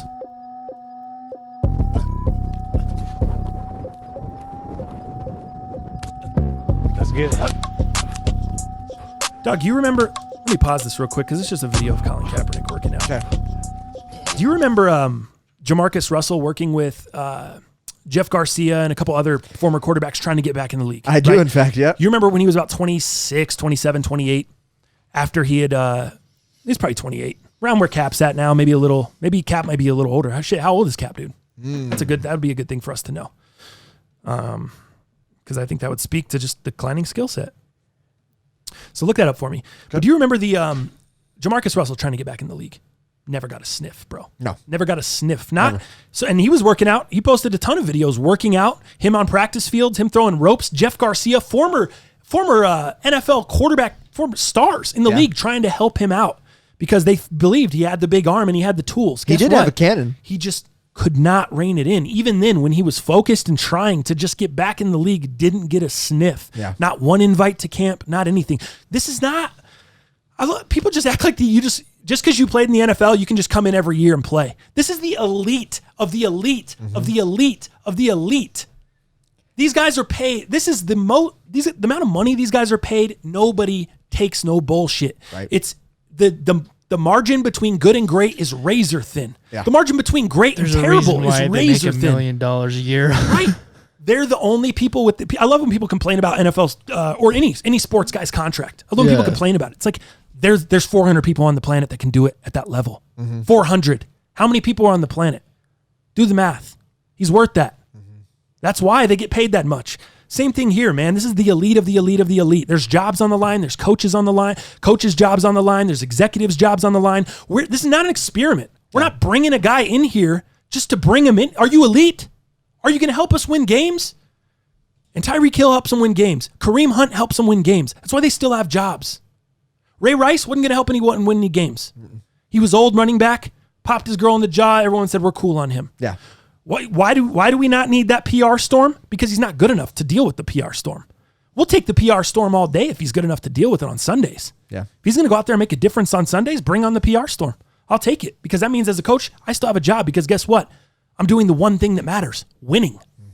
Stop talking to me about just Ezekiel, same situation. Dog, He's still elite. Still elite. They're still going to do it. Yep. Meanwhile, Kaepernick, 31. 31 years 31 years old. 31-year-old quarterback who hasn't been in the league for years and had success under one head coach. Yeah. And that's why he's not in the league. What about that one player who's at the Jets that they're freaking out because he hasn't played for an entire year and they don't know if he will be able to survive this season? Le'Veon Bell. Yeah, it's Different position. A little different. Yeah. I see what you're saying. But still, it's just been a year. And I don't want to pile on. I don't want to sound like I'm piling on the situation. I legit don't understand, guys. Yeah. I legit don't understand what the gripes are. What are the gripes? What are the gripes of Jay-Z putting out his hand and trying to build that bridge and trying to give a voice to the voiceless? If he doesn't give any voice to the voiceless, there is no change. There's nothing done by him in the NFL together, and Jay-Z just profited a bunch of money. In 3 years, tear him down. Then Let's you not have a buy gripe. another Jay-Z record. Let's talk a bunch of shit. Yeah. Let's jump on social media and be like, Don't support Jay-Z and never will again. Let's ban him. But to tear this guy down, a guy that has given an example and been an example of change within his community, turned down huge opportunities, helped other people turn down huge opportunities we talked about. Yeah. And we're bagging this guy a week in Already. and didn't even give him a chance. Man, you guys are tough. Doesn't feel right. You guys are tough. Tough. That's where I leave it. I'm with it. That's where I leave it. So that's what's going on, Jay-Z, in the NFL. Hard Knocks. Not much going on. Do you feel stale and stagnant after you leave an episode of Hard Knocks this year? I think you want a little more because of Brown. I wanted a lot more, dog. Not a little more. There was nothing. So You didn't like the second episode? The reality I know you fell wasn't asleep in the there. first one, so you didn't even know the guy got cut or anything. Yeah. I didn't find it that. The first one was a sleeper, aside from the calf talk. You missed it. You missed the. No, it was all right. But the second one, I didn't. It was okay. I wasn't like, oh, this is the best episode. I wasn't like, oh, this is the worst episode. It was just fine. I don't know, man. They're just not doing a good job, in my opinion, of getting you excited for the next episode when you're watching the current episode. To be honest with you, I loved Hard Knocks. First year out the gate, last year for me. Yeah. And it was the Browns, dude. I can't get on the Browns, dude. Yeah. They didn't have near the team they had last year that they do this year. It's completely different dynamics. That being said, they haven't even started cuts yet. If I don't watch another episode of Hard Knocks, I'd be fine. That's how I feel before right they now. even start cuts or anything else. That's how I feel right now. I'm just not excited, and I don't know if that's just the Raiders. Like I just hate the Raiders so much. That division rival. I can't name a good Raider ever. And there has been some good ones. I just don't like them that much. And I don't know if that's just part of it. But dude, turn on looking at the silver and the black and all the bullshit. The storylines just aren't gripping enough for me so far. And I know we haven't made the cuts, but somebody breaking their hand and going to him and having him sing a great T-Pain song, I'm just not that invested yet. I'm not, man, and it's a bummer to me. That's what I would say. I think it's been fine. I think it's been the same thing. I don't know. You weren't disappointed about the lack of Brown coverage with the helmet stuff, how they put just a couple of headlines that we all saw. We all saw them probably earlier than all HBO. Here's what you have to think about. Dow. I think this is what you're not understanding. What am I not understanding? The show it's delayed a week, Doug. That's why we didn't, when we talked about, they better show everything about Brown last episode, the reason they didn't talk much about it, they didn't have the info yet. That was filmed a week before. That was filmed. I thought it was filmed like pretty close to real time. It's filmed. So this next episode should contain all of that? That thing ended with them. Because that would have been Friday. Playing the Rams. That's the end of the episode. We haven't seen anything from the weekend leading into. There's Tuesday. We didn't see anything from Monday, Sunday, Saturday, Friday. All we saw was the Rams. The Rams game. Because they talked a little bit about the headlines of the filing the grievance. I thought it was good. I thought everything I needed to see with Brown, they talked about that. And I thought they did a good job patching that in because that info actually came out late. Yeah. And then that was like really late. And I think they patched that in at the end of the episode. But I thought they did a good job of talking about that. They sat down in front of Brown, talked to him directly about it, asked him what happened. He said, y'all really want to see it? Y'all really want to see it? He gave exclusive video of Hard Knocks, different than what he posted on his social media. He was there. He was present. They had a camera with him. They followed him around. He left training camp for a few days. Mm-hmm. That's fine. The guy left training camp. He's not at training camp. Right. So I don't know what more that you're asking the Hard Knocks people to do. I still thought the show was gripping. I still thought it was great. I thought Max Crosby breaking his hand, that whole part, introducing to his girlfriend being crazier about football than he was. Yeah. She wasn't even concerned that he broke his hand. She's like, oh, they clubbed it. He's back. Yeah. All right. I'm like, what? I like it. I looked at me. I was like, a preseason game? What? Yeah. This preseason? She literally was serious. She's like, Dude. oh, great. He's back. No. He's back. They just clubbed it up. He's fine. I'm like, Yeah. what? Just clubbed And it was up. cool. It was cool to see Max, being super hyped. Like, hey, do you want to play? Do you want? Yeah. $780,000 signing bonus that guy got. I know that because he had to say it before he sung "Buy You a Drink." They had to say their signing bonus. That's right. And then sing a song. Hunter Renfrow was like 300 and something thousand. Yeah. And then with him, like 780,000. And he said his university or whatever because he had to say your university, your signing bonus, and your name or something. Yeah. And then, so I thought. I don't know. I thought it was good. What do you think about Gruden? Oh, man, I got to stop cussing.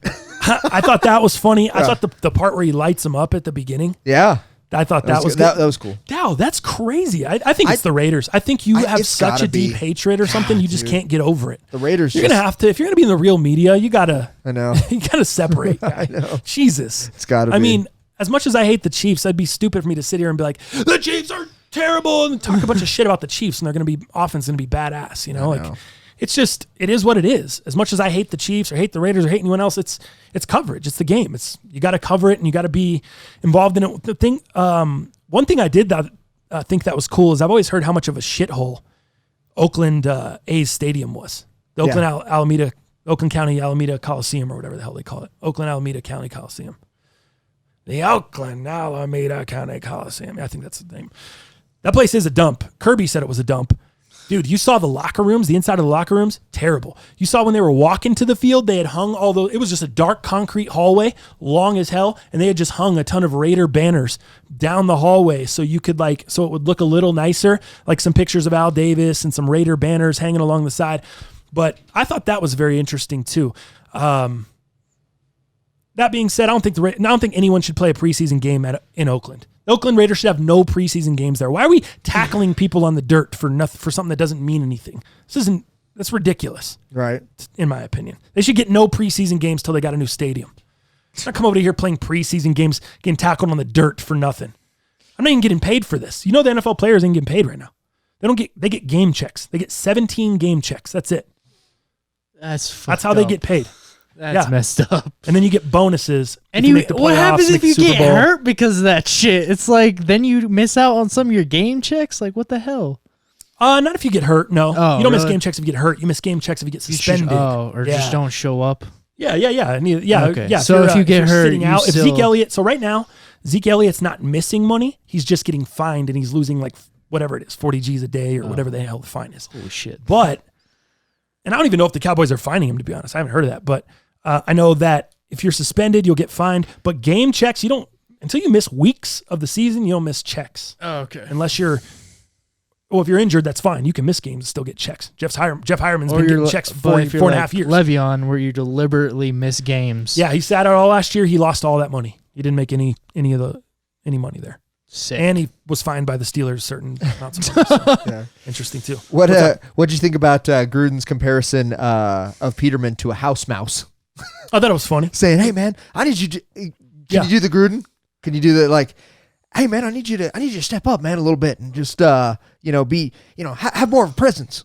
Can you do it? Can you do something like that? I don't know. Come on, man, you did it pretty good, dude. I don't remember exactly what he said though. When I just remember house mouse. Yeah, I know. Compared Me him to too. house I remember mouse. that too. Too quiet, man. Too quiet in the huddle. In the huddle. Because he said he's not getting in the huddle. He's like, I need to see some excitement in the huddle. Mm-hmm. I like you now. I believe in you now. And then remember when he told him you can't throw that ball, or you got to throw that ball. You can't take the sack. You got to throw that ball. Just rip it. You got to rip it. Yeah. And then the beginning of the show, he's just talking all monotone like this, and then he's just like going along. It's like I'm talking to you like this. We're just chilling. He said, "I need better fucking execution." Just yells right in the dude. Like we're just cruising along. Hey, everybody, shake everyone's hand. Welcome to the second week of camp. Welcome to the second week of camp. Look at your guy next to you. I need. We're gonna have to do some things better this week. Yeah. We're gonna have to execute better. We're gonna have to get better. We're gonna have to da. And then he just better execution, effing execution. Let me see if I can pull that up, and then we'll go on this segment. Execution. Oh man, I don't think I'm gonna get this. Do you think they have that clip? They might. Yes, look at that, dude. Here you go. We got everybody. Oh, it's the worst. Never give me that sound But again. more than anything, I want better execution. Are we clear on that? I want better fucking execution. I don't even have time to find the full clip, but That pumps me up. he's just filming it, or he's just talking normal, and then he just goes off the rails. But yeah, I enjoyed Hard Knocks. I don't know what your beef was, Dal. Yeah, I think you're just hateful towards the Raiders, that's probably right. which is fine. Whatever. It's preseason tonight, Raiders Cardinals. I think that's the most interesting game. Let's skip over that. We don't got too much time. Let's jump into. We got a ton of sneakers to go. Or a quick little thing before we move on. I know you already seen it, but I want to also show Dallas my lineup that I picked for my first. Oh fantasy yeah, team. let's do the good job, JJ. All right. JJ, you picked a lineup? Let me pull that up. He sent me his lineup. So wait, so what is this like for your team? Like that was It's this fantasy. just a He's mock in a league, draft? remember? Yeah. No, he's in a league, remember? Wait. So you already had a draft? Yes. When you sign up for Yahoo Leagues, they just send you they just do a draft date, and it is what it is. It's not for money. So they tell basically, I know you're going to try to roast him, Dal. He didn't get to choose. Okay. I just didn't know how this all works. You don't need to take the layup, guy. Interesting. Yeah, that's his squad. So I'm looking at a squad right now, and So a little bit on it. I kind of tried to pick people that I knew, and then you guys have like mentioned. But with all my backups, I just let it randomly pick because I had no idea who to pick at that point. Yeah, I'm. I like some of them. You've got your Chiefs and Broncos heavy, which I can appreciate. Respect, hopefully. Yeah, I find. I'm trying to think here how I want to spin this. Yeah, I like Phillip Lindsay as a running back. I mean, I think he's going to have a lot of touches. I think, he was, one of the best rookie running backs last year. You know, there's no doubt. You got Big Gun Mahomes, who made me a lot of money. I am a little worried about him. Obviously, a lot of defenses have kind of, ran the tape back and watched him, but that guy's just got so many weapons on his team. Whether he's throwing Tyreek Hill from the back, from the front, it's crazy. He's got Travis Kelce, dude. Yeah. This guy has got some weapons, man. Tyrell Williams, Run down his team. So what he's got is he's got Mahomes at quarterback. He's got Tyreek Hill.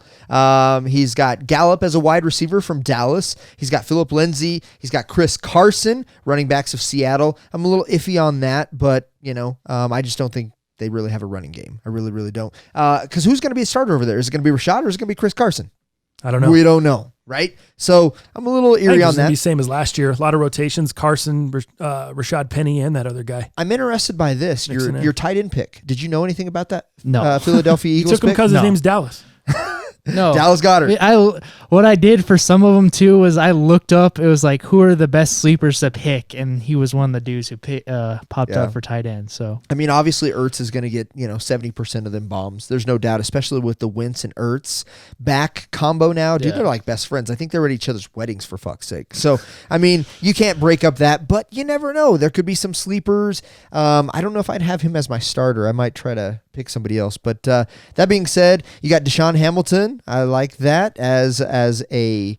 This is your wide receiver tight end. This is like your, what do they call that? Flex. Yep. There you go. Flex. So the flex isn't bad.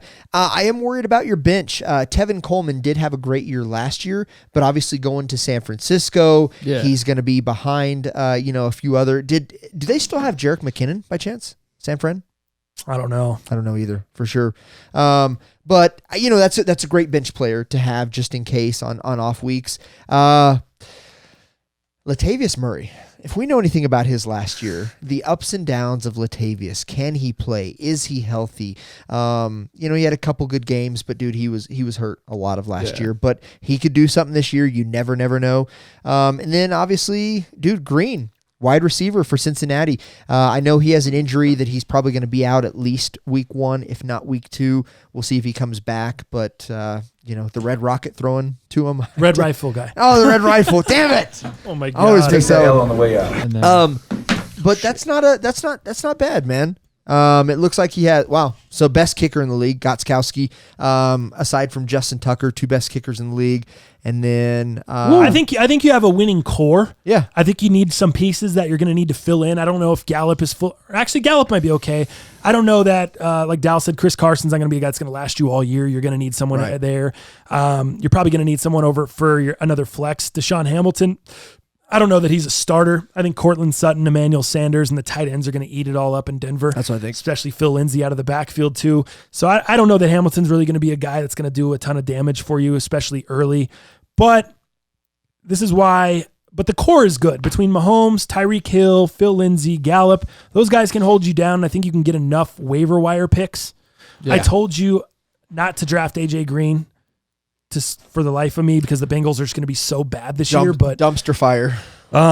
Plus he's coming off injury, but it's a little, again, like I said, that was one of the random picks that I just let pick. So I had what round did you get him? Do you remember?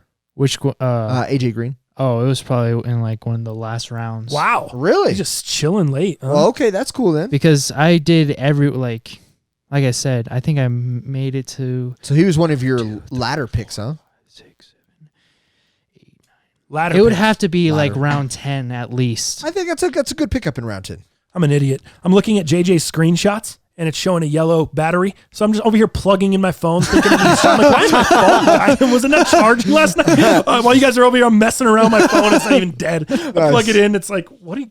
Oh, anyways, off the rails. Take that L on the way out. For me? Sneakers. Yeah, let's go into sneakers. So what's A lot going of on sneakers. with the products up front? Rejuvenator, 10%, underrated 10. Today, I gave you guys the rundown on the brushes, man. Today, I'm going to give you guys the rundown on the laundry bag. If you're someone that like me that doesn't like to scrub the crap out of your shoes, the laundry system is the easiest thing you can do. You pull the shoes out. Depends on if you want to take the laces out or not. I do in some shoes I don't. You just throw the shoes in the laundry bag. You throw it in your washing machine. You can use Rejuvenator detergent. You could use a Tide Pod. You can use OxyClean. Throw it in there. That's all you got to do.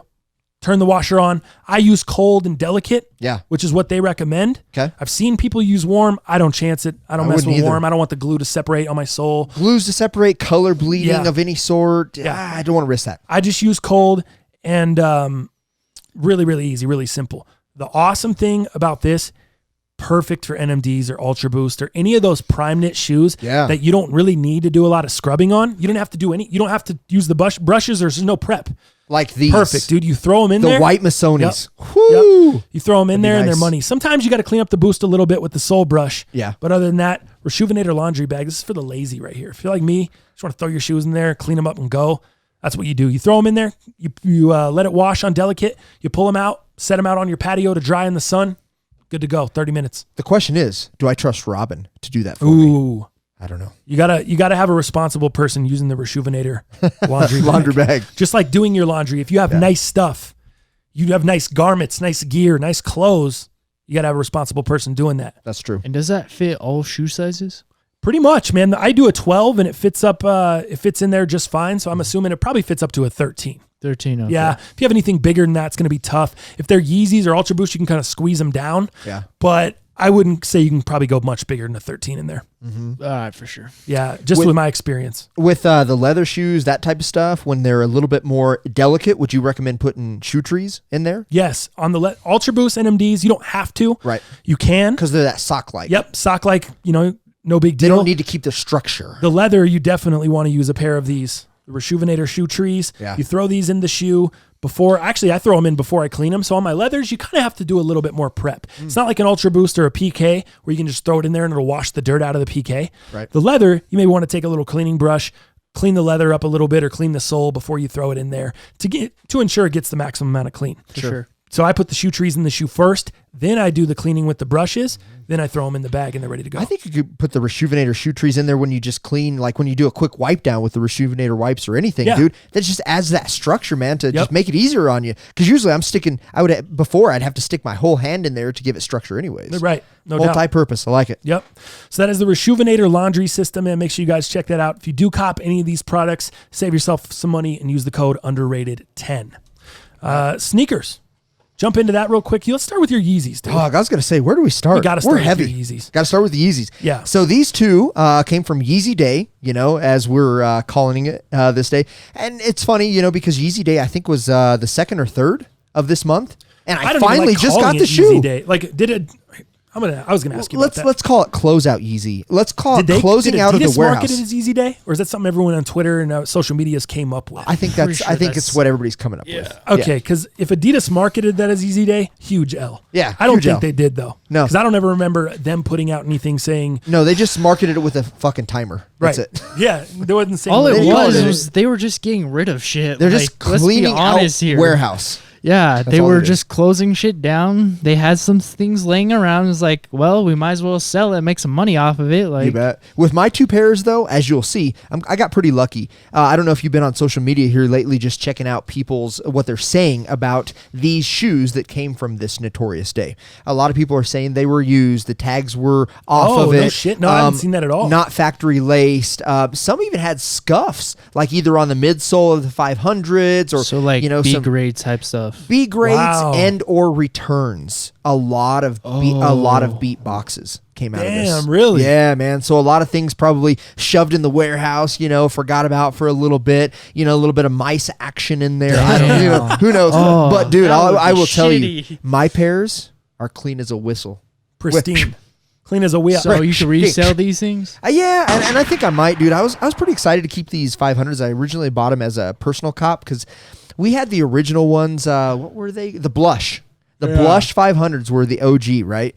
And Mueller and I actually got you a pair at Bait. That was one of my last purchases at Bait. But anyways, God, they look like a rhinoceros foot, man. And looking at these, the materials are great, but God, they're so weird looking. So let's look at that pair first. Yeah. The 500 Utility Black. I think they look like a rhinoceros nose. Do you? Foot, nose. Yeah, maybe. Rhino face. They're just rhino-esque. These are just the rhinos. So as you will see, cool pair. I love the black. It's so black. It's almost like the 350 black that just came out. The the V2. It's almost gray.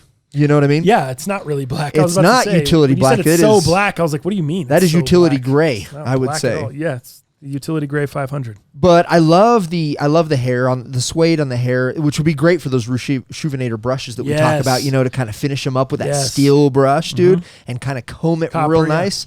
Dude, I like this shoe. I really do. It's very easy to wear, but it reminds me of a Cook shoe / rhinoceros foot. So I can see it. I can totally see it. I used to have the Blush, and I sold them. Yeah. Got rid of those. And the value on these is pretty good, dude. They were over 400 in my size. This is my true to size 10. Right now, I think the highest bid is between 380 and 390. So it'd be hard to give up that money. That's almost doubling your money. After fees and shit, it's not, but really, what you sold it for is almost double your money. And I think any time in the shoe game that you can double your money right now or more, it's probably the right thing to do. Yeah. So I don't know if I'm going to keep them. And now that I have them in hand and looking at them, they're not as cool as I thought they would be. So I don't know. No shit. I don't know. I just can't get into these 500s. They look, dude. Even that pair looks big. It looks like you're about to wear it, and this thing's about to just go crease right there. Yeah. Like, doesn't it just look like it does? The thing is about why? Like, it's ready, just out of the factory. The actual silhouette and the way they build it almost looks like it's going to be a precursor. It looks like you just walk through the. Oh yeah, JJ, have you watched this video? Yes, I've seen it. It's fucking hilarious. But that shoe looks like you walk through the mud and just giant ass rocks just attached to the bottom of it. Oh, get all in the. I see that. Yeah, yeah. The rocks get in the creases. Yeah, that's right. Dallas's reaction to his own theme song. All right, dude. So you think that shoe is big? Just wait till I show you this shoe. I have never seen a Yeezy over like a 12.5. Like, I've never seen one in hand. My size 14 cents came in. How big is that box? Dude, this box is huge. Check this out. I've always thought about just buying a 17. Look at how big the 350 is on it. Yeah. Look at this thing. Wow. Dude, you should have seen the box that it came in. That it was the shipping box. Yeah. Oh my God, dude, that's a big old box. Like you bought a desk. I can move. Yeah, it's like I bought a desk from IKEA for sure. Right. But these are the Yeezy 350 cents, and if you remember, these were a regional release, and these were available in Asia, Africa, and Australia. Yeah. So this was not a part of something that we could get as easy. So it's cool to have this pair, dude. Seeing it in person, I think you're going to love the shoe. I think it's fantastic, man. Look at the pinks in this shoe. You've never seen this one in the flesh, have you? No. It even looked more rosy in these. Dude, this would match perfectly what you have on today.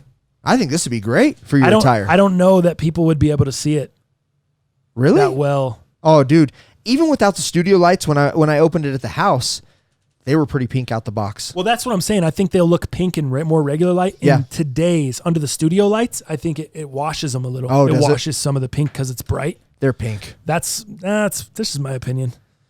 What do you think, man? Yeah. Overall impressions, dude. So we look at the Lundmarks. We trash those. They're definitely a light pink underneath, almost like that Human Race, like that some of those light pinks that have dropped, but like a lighter just I think we got the shaft getting the Lund marks, dude. I think the Lund marks are atrocious. Remember how dingy they were? Yeah, but we in had the ours? best pair with the clays. Yeah, We did. We did. You know got what I the mean? clays when Yeah. those dropped. The clays Didn't were we? sick, but I thought this was going to look more like a Lund mark. I really did. But man, the pink is there. Dude, you know what I love about the look of this size 14? Just how the toe box like stomps down. Like you already have a shoe tree in it. Oh yeah, you're right. That is fire. Like it doesn't look like a traditional Yeezy. Like it looks like there's a shoe tree sitting in the Already shoe, in there. flattening it out. Huh. Like, right? There is. Yeah, it looks like it. That just looks dope. Like, I think I've never seen that in any of my Yeezys, so it must be a 14 thing, but God, it's huge, dude. That's Yeah. a huge shoe, bro. I know. This is sick. Can you spin that? That big of a shoe? Let me see a spin action. I Eh? don't know, guys. Oh yeah. It's a little big, but we can get it there. Still spinning pretty well to me. Nice. Oh, some of them are good and some of them are like a little wonky. Yeah. A little cattywampus. Yeah, for sure, for sure. Like that one, it's hard to get it real clean. Like it just kind of hits your hands. Right. Shoe spinning in the studio for a half hour over here. What do you think of the look, though? You happy with it? Yeah, it's cool. It's pretty cool. I wouldn't cop. I don't like pink like that. Yeah. I don't like light pink like that. It's got to be I'm a bright pink. Yeah. I'm a salmon. You want to say something? I'm a coral. Yeah. Look at the shirt I have on. You don't need subtle pink. I don't do light. You need loud. Yeah, I don't do light pink. If I'm gonna pink it, I'm gonna really pink it. Like the pink on your shirt would never. Cameron pink. Yeah. In the early '90s, like that. That's the same kind of pink. With the shoelaces and need that bright. Did you see the lace swap on the Inertia? I did, dude. Those are sick. Yeah. They're really bright, dude. Keep that. And I don't know. Do they? I guess they match pretty close. They do. Pretty close, right? Those are bright, dog. Whoo! Shit. Those are pretty bright. I like them. What do you think, String? I just don't like the 700. I actually like those better than their other ones. I Yeah, really the other ones like were like a little more pale. Yeah. That were Yeah. like the pink I don't like. Yeah, for Yeah. sure. Dude, I got rid of those.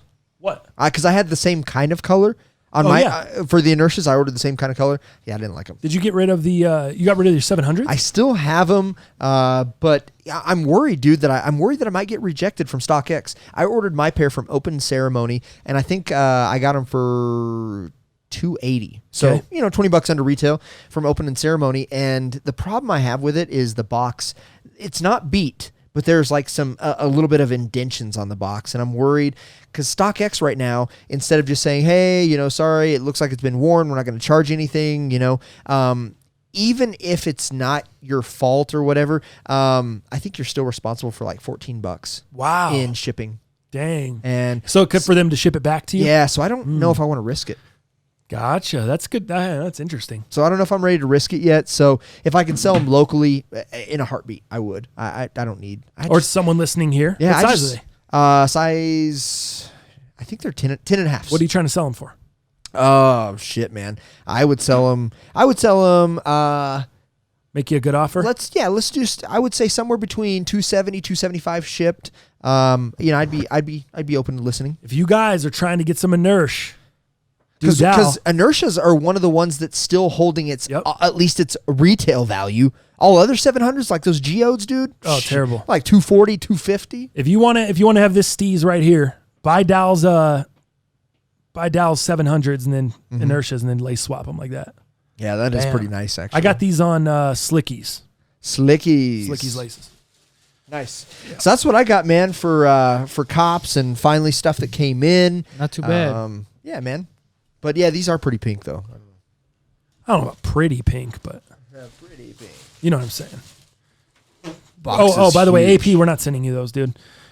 Everyone's saying that there's not no gonna fit. way. Everyone's saying you would need you got to go half up. Dow was thinking maybe the big sizes would be different. No, that they're shoe would not. My homie says he wears a 14 and his foot is he wears a 14 and he still has to take the insole out just to wear the shoe. So it would be a waste of shipping, guy. There's no way it'd fit you. We're still looking around for a 16. Yeah, no doubt. That's what we right? need for AP. We need a 16 would really fit him perfectly. God, that's crazy. Because it would be a size bigger, and those V2s run super and he small. can probably keep the insole in. And they don't make a 15. I know. So you're going to go 14 and a half and try to pull the insole and squeeze your toes, or you're going to go 16? Or 16 and 17. That's it. Yep. That's so crazy. I bet you the 16 would fit him like a glove. Yeah. Would they crease like a mug? It would fit him like a glove. Fit him like a glove. I don't have it. I played like both at the same time. I played like both at the same time on accident, and it started playing the nowhere to run, nowhere to hide, and then it just took that off and started playing the other one. Anyways, we don't have time and any more time to waste. Let me get into these spides. I'm ready to see these, dude. These are gonna blow me away. There you go, bud. So I'd already worn this pair. These are a pair. My man Hugh Customs did these for me, and I had already worn the pair a couple times. I sent him the shoes, and he did the rest. So this man is super, super ill. He does a ton of different customizations. He's got a Jordan 1 Union low that I'm looking to get. I was thinking about copping a pair of those UNCs, the new UNC lows, and then having him do like an off-white UNC low, detach the swoosh, do all that. I think that would be super sick. So I'm actually not finished. I have the red laces inside here, and I think I'm going to lace these up Union Jordan 1 style. So I'm going to have two different sets of laces. Oh, yeah. And these ones got the blue lace tips on them. So I'm going to have the red laces out the top popping with the blue lace tips, and then I'll have the black shoelace ones down here. Oh, nice. That'd be sick. So I'm gonna swag it out like that later today. So you'd have like multiple collabs all in one shoe. Yep. Yep. That might be fire. No, dude, I love the Nike Air Blue on the side. I know. I just love that on the tongue, love that. dude. Deconstructed the tongue tab, moved it over to the side. And these Spider-Mans already kind of had that deconstructed tongue on the top. Mm-hmm. So it's just pretty cool, man. But he pulled it off, obviously. So pulled it off heavy. Do you need the actual Chicago one that's off-white? Do I need to buy them? No, not for $100, $2,800, $3,500. $3,000? Not necessarily buy them, but do you need it for your collection later on in life? Yeah, I mean, if I was balling out, it'd be nice to have in the collection, but I can't even think about that right now. Right. I have too many bills to pay. I know. I have the show to go. I'm being dead honest with you. I can't give you the brain capacity to think about it. I can't even think that far. I'm not even on that level. I'm just not even close. I just don't like thinking about things like hypotheticals that I'm not going to get, I was just saying, just because like now you have something that's so damn close and you don't necessarily have to spend that like. Well, that's the whole point. Is these would be the wear. These joints I would wear. Oh, and I am going to wear all the time. The other ones, like if I end up coming up on those, I would just let them sit. Especially with the value going the way it is. For sure. So. Yeah, man, I like them. I like the they're quality of the Spider-Man pair. I think they did a good job. The leather's really, really nice on them. Mm-hmm. And I think my man Hugh Customs killed it on these. So if you're looking to get any shoes, if you want to do this to your pair, I think it's $300 if you already have the pair. Is that? If you use the code franchise, it's capital, just franchise, all capitals, on his website, then he'll give you a little bit of a discount on it. Nice. So it can be a little bit less than that. But if you have your pair, $300. If you don't have your pair and he has to provide the shoe, I think it's maybe six or seven. Okay. So that's what he charges for here. There's a bunch of different customs on his website. He does everything from this style. He does lows, he does highs, he does Yeezys. He does a bunch of different stuff. So you can check out his website on there. Let me pull that up for you. So it's Hugh Customs is what he goes by, but I think the website is the so it's HUY customsoles.com. So it's Hugh, HUY, customsoles.com. That's his website. Or you can check him out on IG. It's at Hugh Customs, HUY Customs on Instagram. Dope. So that's where I found him. Really dope, man. Really, really cool. I think it's cool, man. I like them. They did a good job. They had the flavor that I didn't feel like they had, hence why I sold mine. So now, they're pretty sweet, man. I love the oversized swoosh, dude. They even did the off-white stamping on the inside. Yep. Super cool, man. I'm not and that's the thing. Like, I'm not a guy that is going to pay a ton of money for the off-white, but these here, $300. If you already have the pair to now give me the off-white Chicago look, really, really dope. Sick. I've been doing a lot, man. So if you're a customizer out there, you want to work together, I'm going to try to give, I'm going to review these on the channel. So we'll give a detailed review on these as well, but I'm going to try to work with more customizers, man. Just people that do custom shoes. I want to try to get a Michigan pair done for this season. Michigan Jordan 1s. I'm gonna try to get those done this year. So if you do customs, reach out to me, man. We can work something out, and we'll go from there. I'm interested in helping you guys grow and just helping and just seeing unique sneakers. I like unique stuff. I know you're not really a custom guy. Nah. I like unique stuff, and especially when it's kind of it takes something that already exists and give it its own flair. Yeah. You know, so I'm into it. Yeah, I like it, man. Shout out to Hugh Customs for those, man. What about this story? Let's move into this sneaker story really quick. Okay. Have you heard about the company? It's like Support, but it's with a Z. Zuport. Zuport. Zuport. Yeah, I think. Is it Zuport or like Support or is it Zuport? Like Newport. You got me on that one. Okay. I don't know. So it's ZU. Yeah. PPORT. Yeah. Zuport. This website. This is crazy, dude. Below not good. Have you heard about this? Hell yeah, I have. All right. So here's what here's what's going on. This might surprise you, Dal. This might damn, I can't find it. Where's it at? I put it in my notes so I wouldn't lose it. The notes. Sorry, dude. Tell me what you know about it, and I'll give you everything that you don't know. Well, long story short, I believe that this company ended up selling the Jordan lows that just here recently, the UNC Jordan lows, the Costin collab that actually has the $24.99 on the inside of the tag, which is kind of sick. A shoe that I was going to be after. Quality, not so great, I'm hearing, but still a cool shoe. I'd still like to have it. Resale's way too high for me. But what this company did was they put, obviously, those up for sale, and I think it was 90 euros. I'm not for sure, but they put a picture of it, 90 euros below it. Cool, buy it. Nobody thought, none the wiser. Everybody thought, cool, I'll go ahead and buy that, whatever, it's fine. And then I think what ended up happening, the scam that you'll probably get into and explain to me kind of, the back end of the story, it sounds like they were literally just selling digital pictures of that shoe versus the shoe? The photos. Gotcha. Just the photo of the shoe. So what happened is you went through the website, you checked out like you thought you were buying the UNCs. 90 euros is pretty high for a digital picture. Yep, 90 euros. You go to the checkout page and it makes you agree that you're buying an image of this shoe. So there's an agreement box that you have to check before you actually check out. Right. That says you agree that you're buying an image of the shoe. You're not buying the shoe. Wow. So no one read it, obviously. So obviously people are either in too hurry of a check, or I'm sorry, too much of a hurry to check, or they're bots. Bots don't check anyway. Gosh. Oh, yeah. Either way, it makes sense. Like, if I see this shoe for 90 euros, I'm automatically thinking, holy shit, I got to be quick. I got to get this now. I got to jump on. Cool, check. Payment, boom, done. Right? That's got to be the biggest L ever. Oh, my God. So I got an article here, and I read this article on Soul Supplier UK.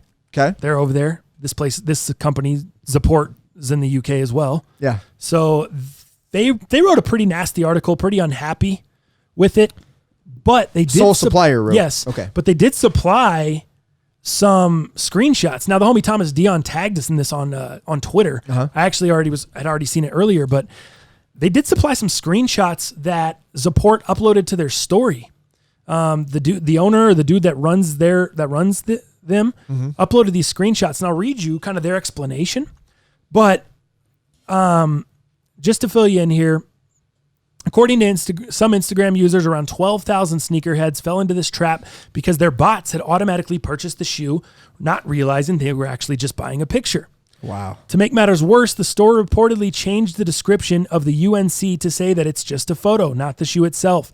This is making it harder for people to get their money back, as online payment systems like PayPal have no way of verifying this. If you DM them to request a refund, you'll be sent an automated message reading, "Unfortunately, a cancellation or withdrawal from your order is not possible because the product was unambiguously tagged with its name and its description." It continues, "In order to complete the sales contact, you had to affirm separately you have been informed of buying a digital medium and agree to the respective terms of cancellation." So a digital medium is the photo. Yep. Since the incident, Support has released an official statement through their Instagram story. This is the official statement. So what do you think, Dal? You're obviously like, these guys are pieces of shit, right? That's what I think so far. Okay. Now check it out. Check this out. Hello, everybody. This is Alex from Support here. Now there's some broken English, so Now this is on their Instagram IG post? story. Okay. They just posted words. Okay. Okay. Hello, everybody. This is Alex from Deport Store. We are a skate shop for about 15 years now in Germany's oldest town, Trier, Trier. Trier. Okay. We have an online store, and we have had an online store, and as many of you may have catched, increasing problems with bots. I'm gonna try to piece this together better English. And as many of you may have caught, increasing problem with bots. With bots, I mean a difficulty that is global and noticeable. You are not buying yourself as an individual on a computer. Instead, there's a system that is programmed and you can use it as an app or whatever. You can install it and then purchases will automatically be generated in the speed that is impossible for humans. That's the problem not everyone knows of. That makes it extremely difficult for a normal thinking human to buy shoes because they cannot get through.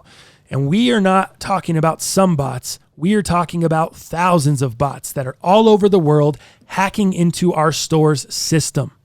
And the operators that run these bots don't give a shit about the server breakdowns, like when the online store and website are crashing.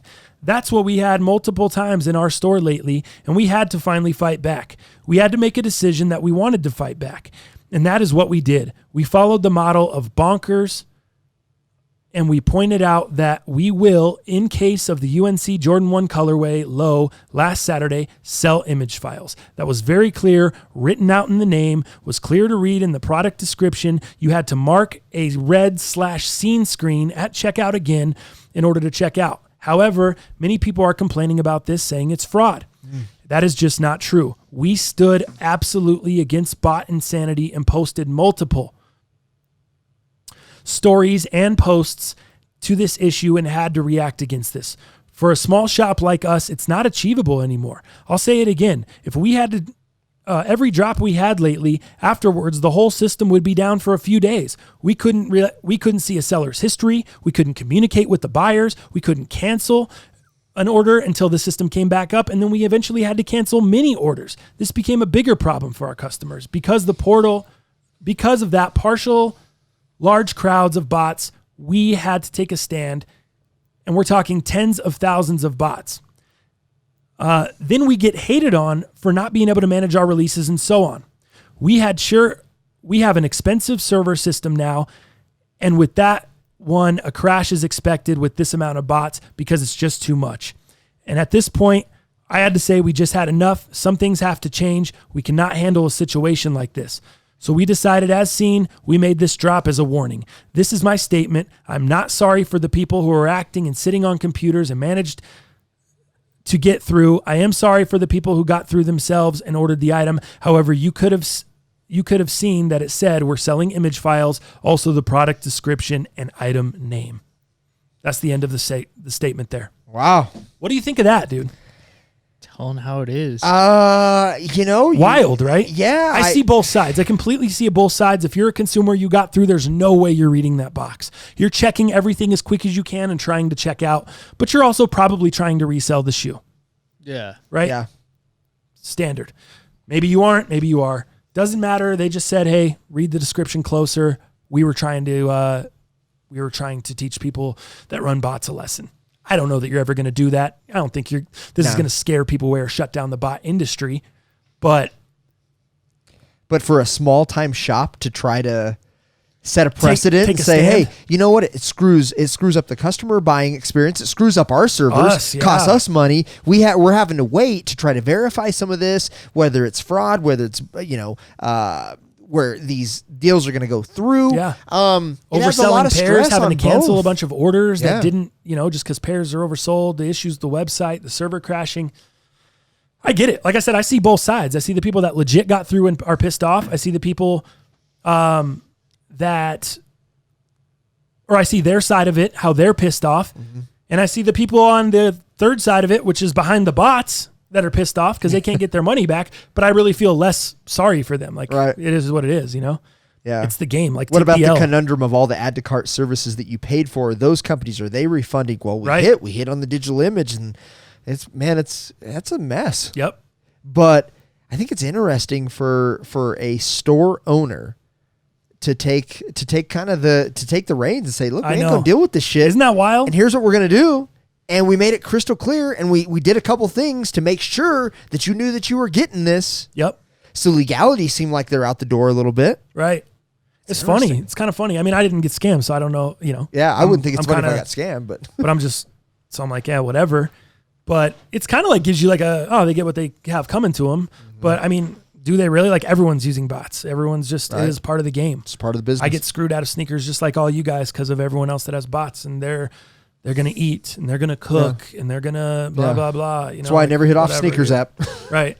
Like it's just. Everybody's too busy just cooking like, what's out. his name? I think it was Ryan that commented a few episodes ago. He's like, I'm not really into sneakers as much. Like, it makes me feel bad now. I see how you guys are into sneakers. I see what you guys get out of this game. I see what you guys are in it for. He's like, I feel bad. Even going after a shoe, paying, getting the shoe at retail and then just wanting to resell it. Like, I don't feel good after listening to your show. Mm-hmm. But I don't know. I've tried to work with Add to Cart service in the past. I've tried to do different things. I don't know. Like I'm not even like you anymore, dog. I'm just whatever. The shoe comes to me, it comes to me. If I pay resale, I pay resale. A lot of shit, I don't even know that I want until I see it in hand these days. And a lot of stuff, I'm like, I'm just not willing to pay for based off pictures. Mm-hmm. Like, is what it is. If I can get lucky and hit on it, cool. But 99% of the time that doesn't happen. Right. It's just how it goes. I'm kind of the same way as I'm shifting outside. It just has made it not as fun, but what do? You're not going to combat anything. I'm not going to go on Twitter every day and just cry. So it is what it is. Like, right. Yeah, no doubt. You don't get the shoes. Well, and as I get myself out of my job and go to this, like, man, you have to be that much more scrappy on what you want to buy, and you have to really put some thought behind it. It's not like, hey, I'm just trying to get this so I can have it on the show and then sell it. We've never really been resellers, especially me. I'm a collector, and I've even got to get outside of the collecting mentality as well. Yeah. With this transition. But that being said, I think that kind of wraps up that. What about Uniqlo? I got on the Cause shirt today, right? Restock is tomorrow.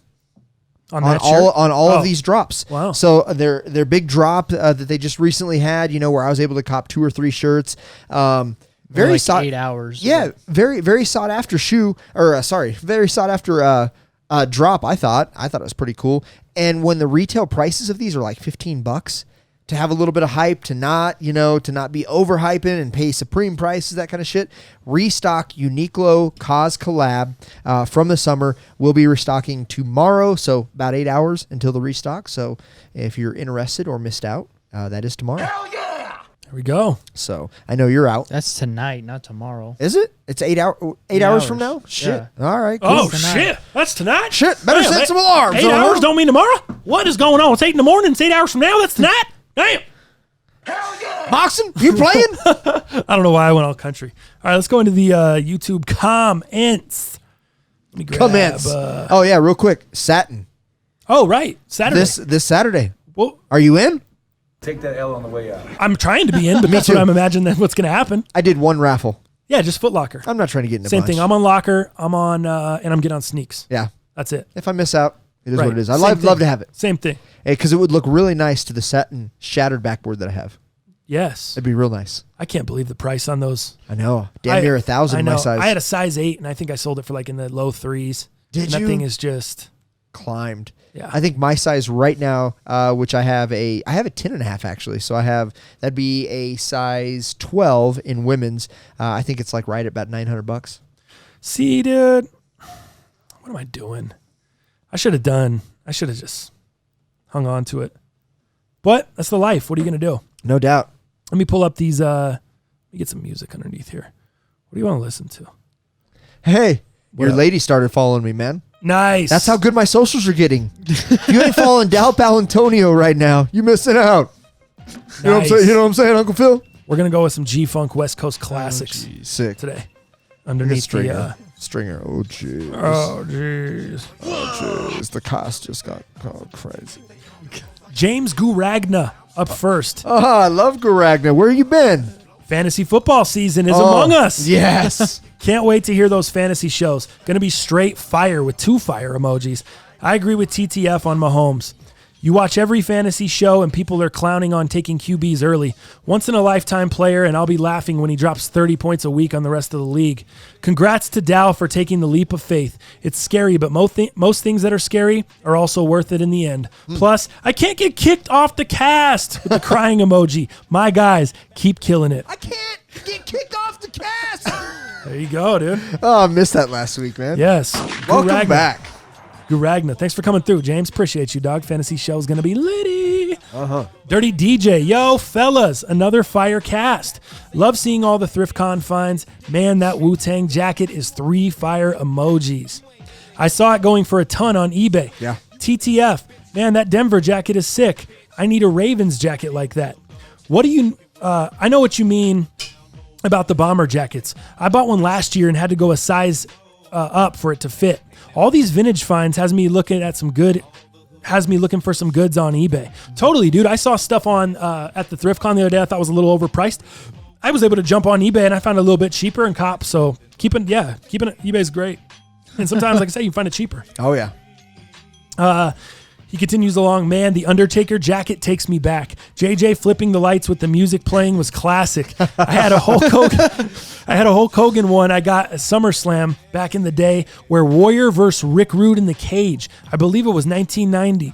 Anyways, I ended up selling it for $150 a few years back. Wore the hell out of it as a kid, and it was far from pristine. I didn't know the market was big for jackets like that. TTF, not to burst your bubble, but I think Kais used to rock that jacket. I'm sure you could pull it off much better. He used to rock the Taker jacket? Or the Savage jacket? Oh, I guess he's probably talking about the Taker jacket. Yeah. Yeah, that's fine. I don't care. I don't let someone else ruin my shine. I'll do what I want him to do.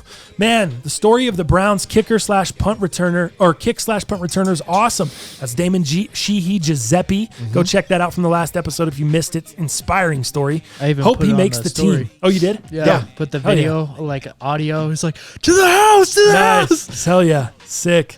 Hope he makes the team. His drive is the exact opposite from the guy from the Raiders on the Netflix show. Remember the guy that got cut? Yeah. On Last Chance U? Totally.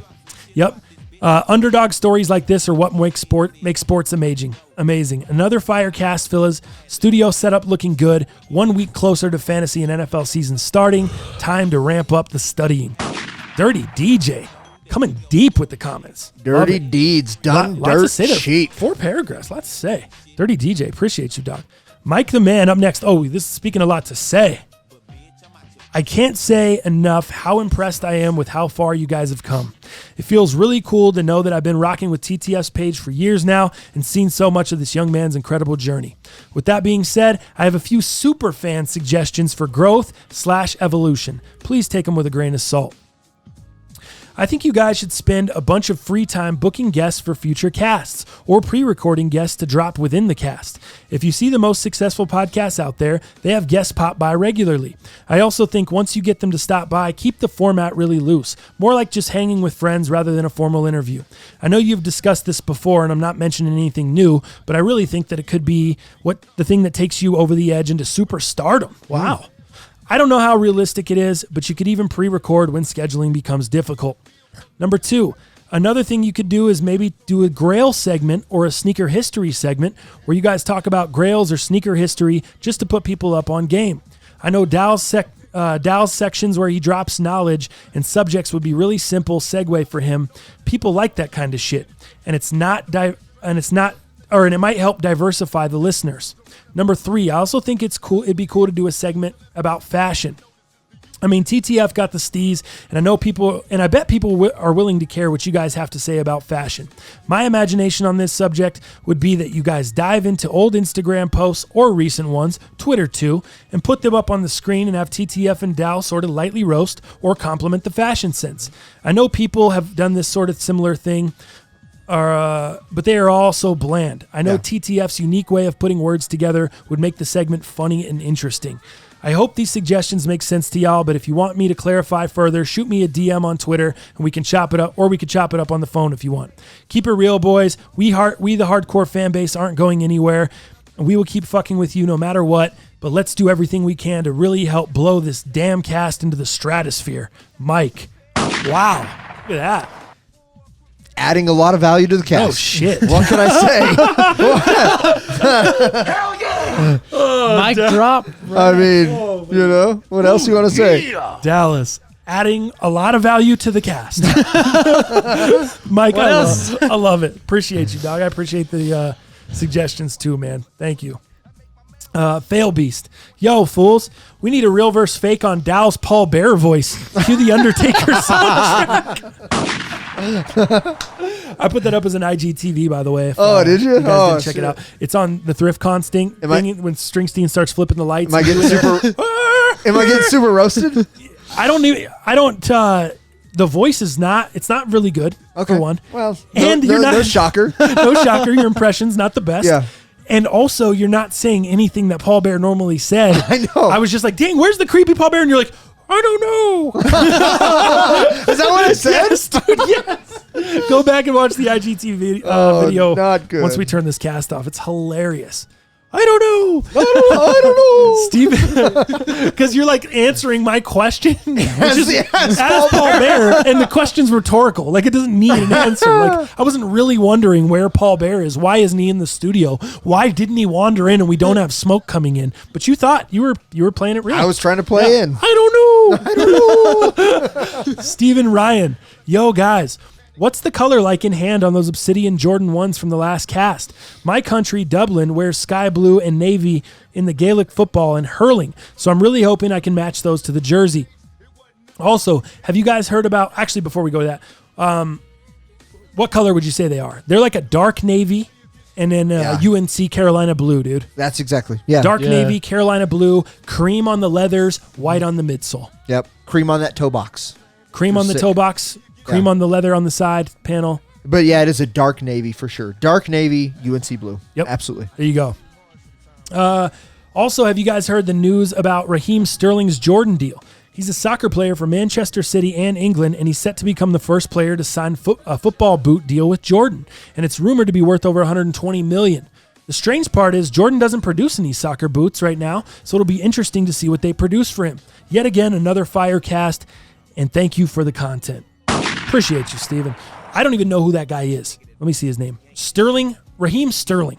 You know who that guy is? Nope. Never heard of him. I don't. Never heard of her. Never heard of her.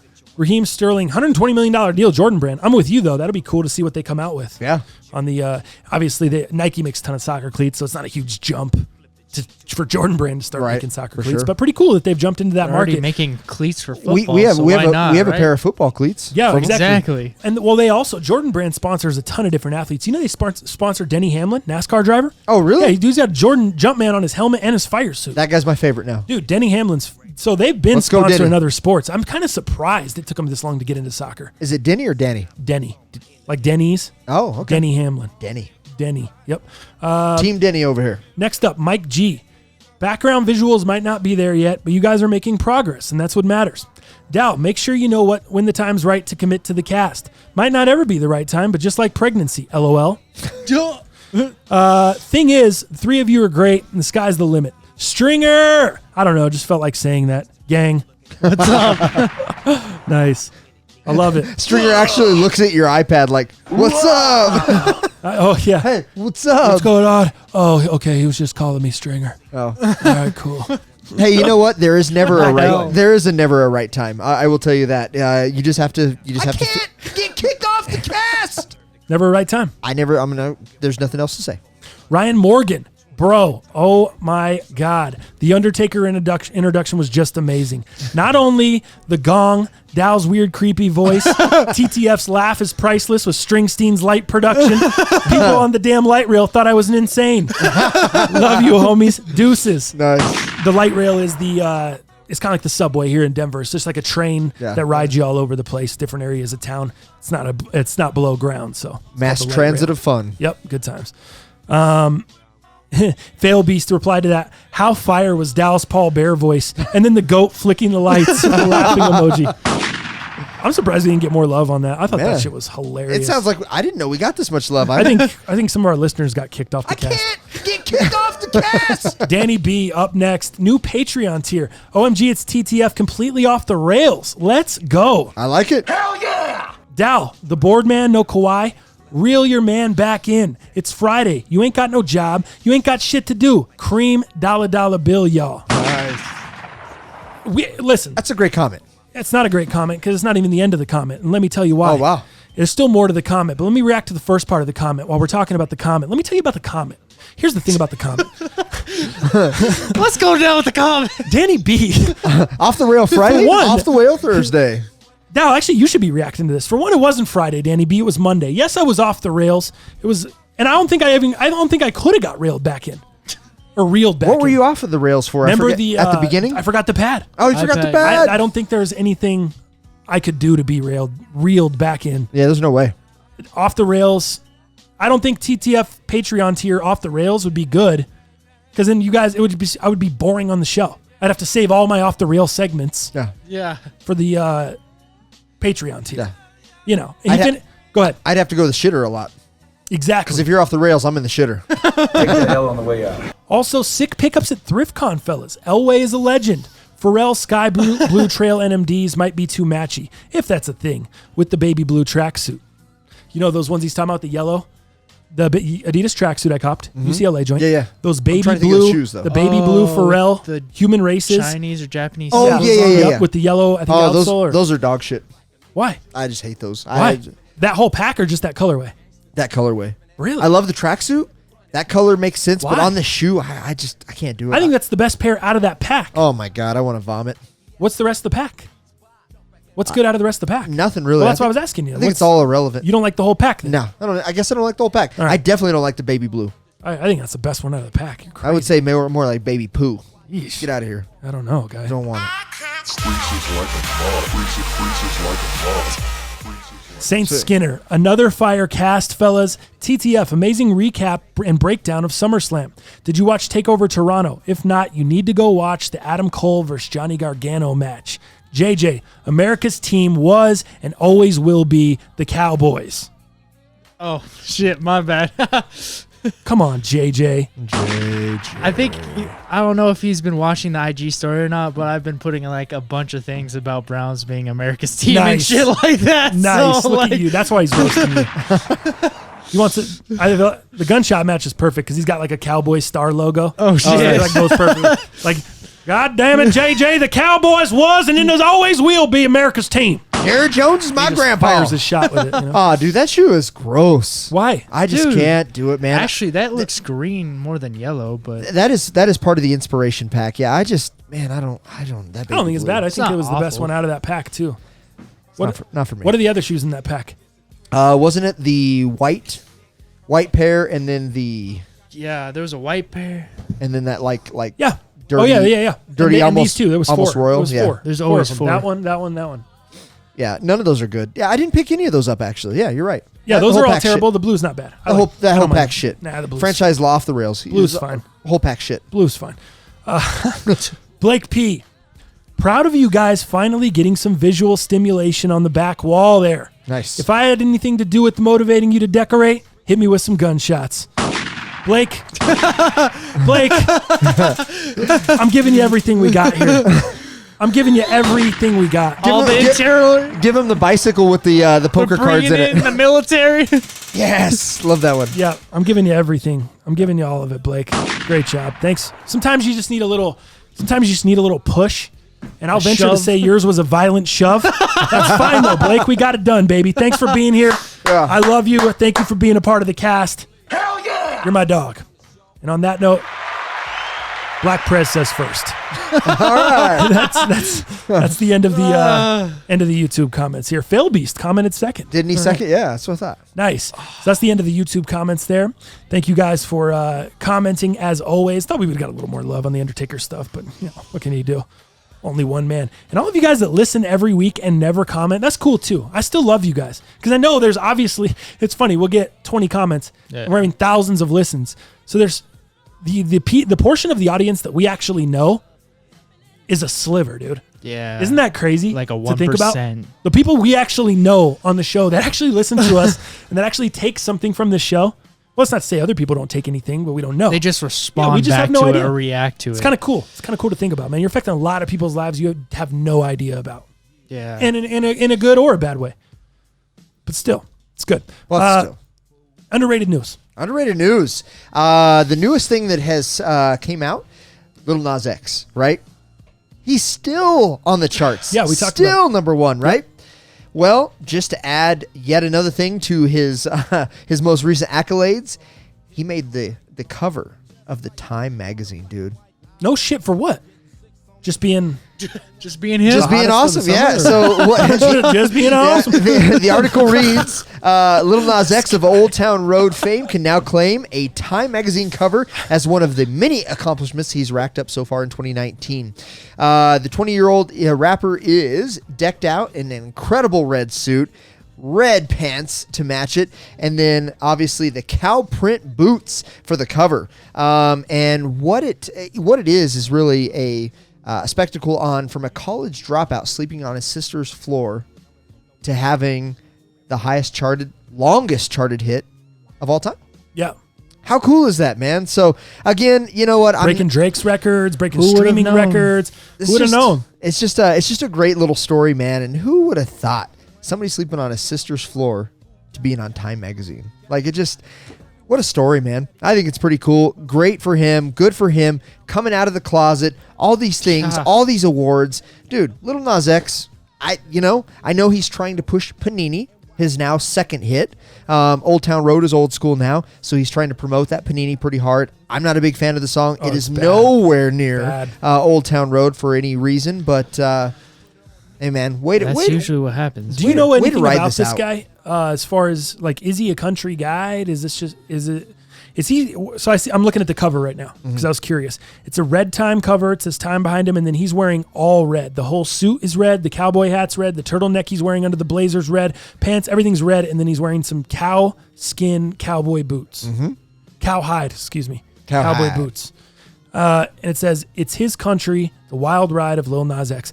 What I'm asking, was he country before he hit the hit? Was this was country really a part of him and a part of his roots and a part of his thing? Or is he did he do it? He thought it was funny. He's like, yeah, black guy doing country things, whatever. And now is he just continuing? Embracing. Thank you. Embracing. Or what's up? Do you know? I don't know enough about the guy. I don't know much. I know he was into what they call like hip hop. You know? Yeah. So like the Nappy Roots and some of that stuff, the Bubba Sparks. Yeah. I know that was a part of his culture, but I don't know how ingrained he from? was.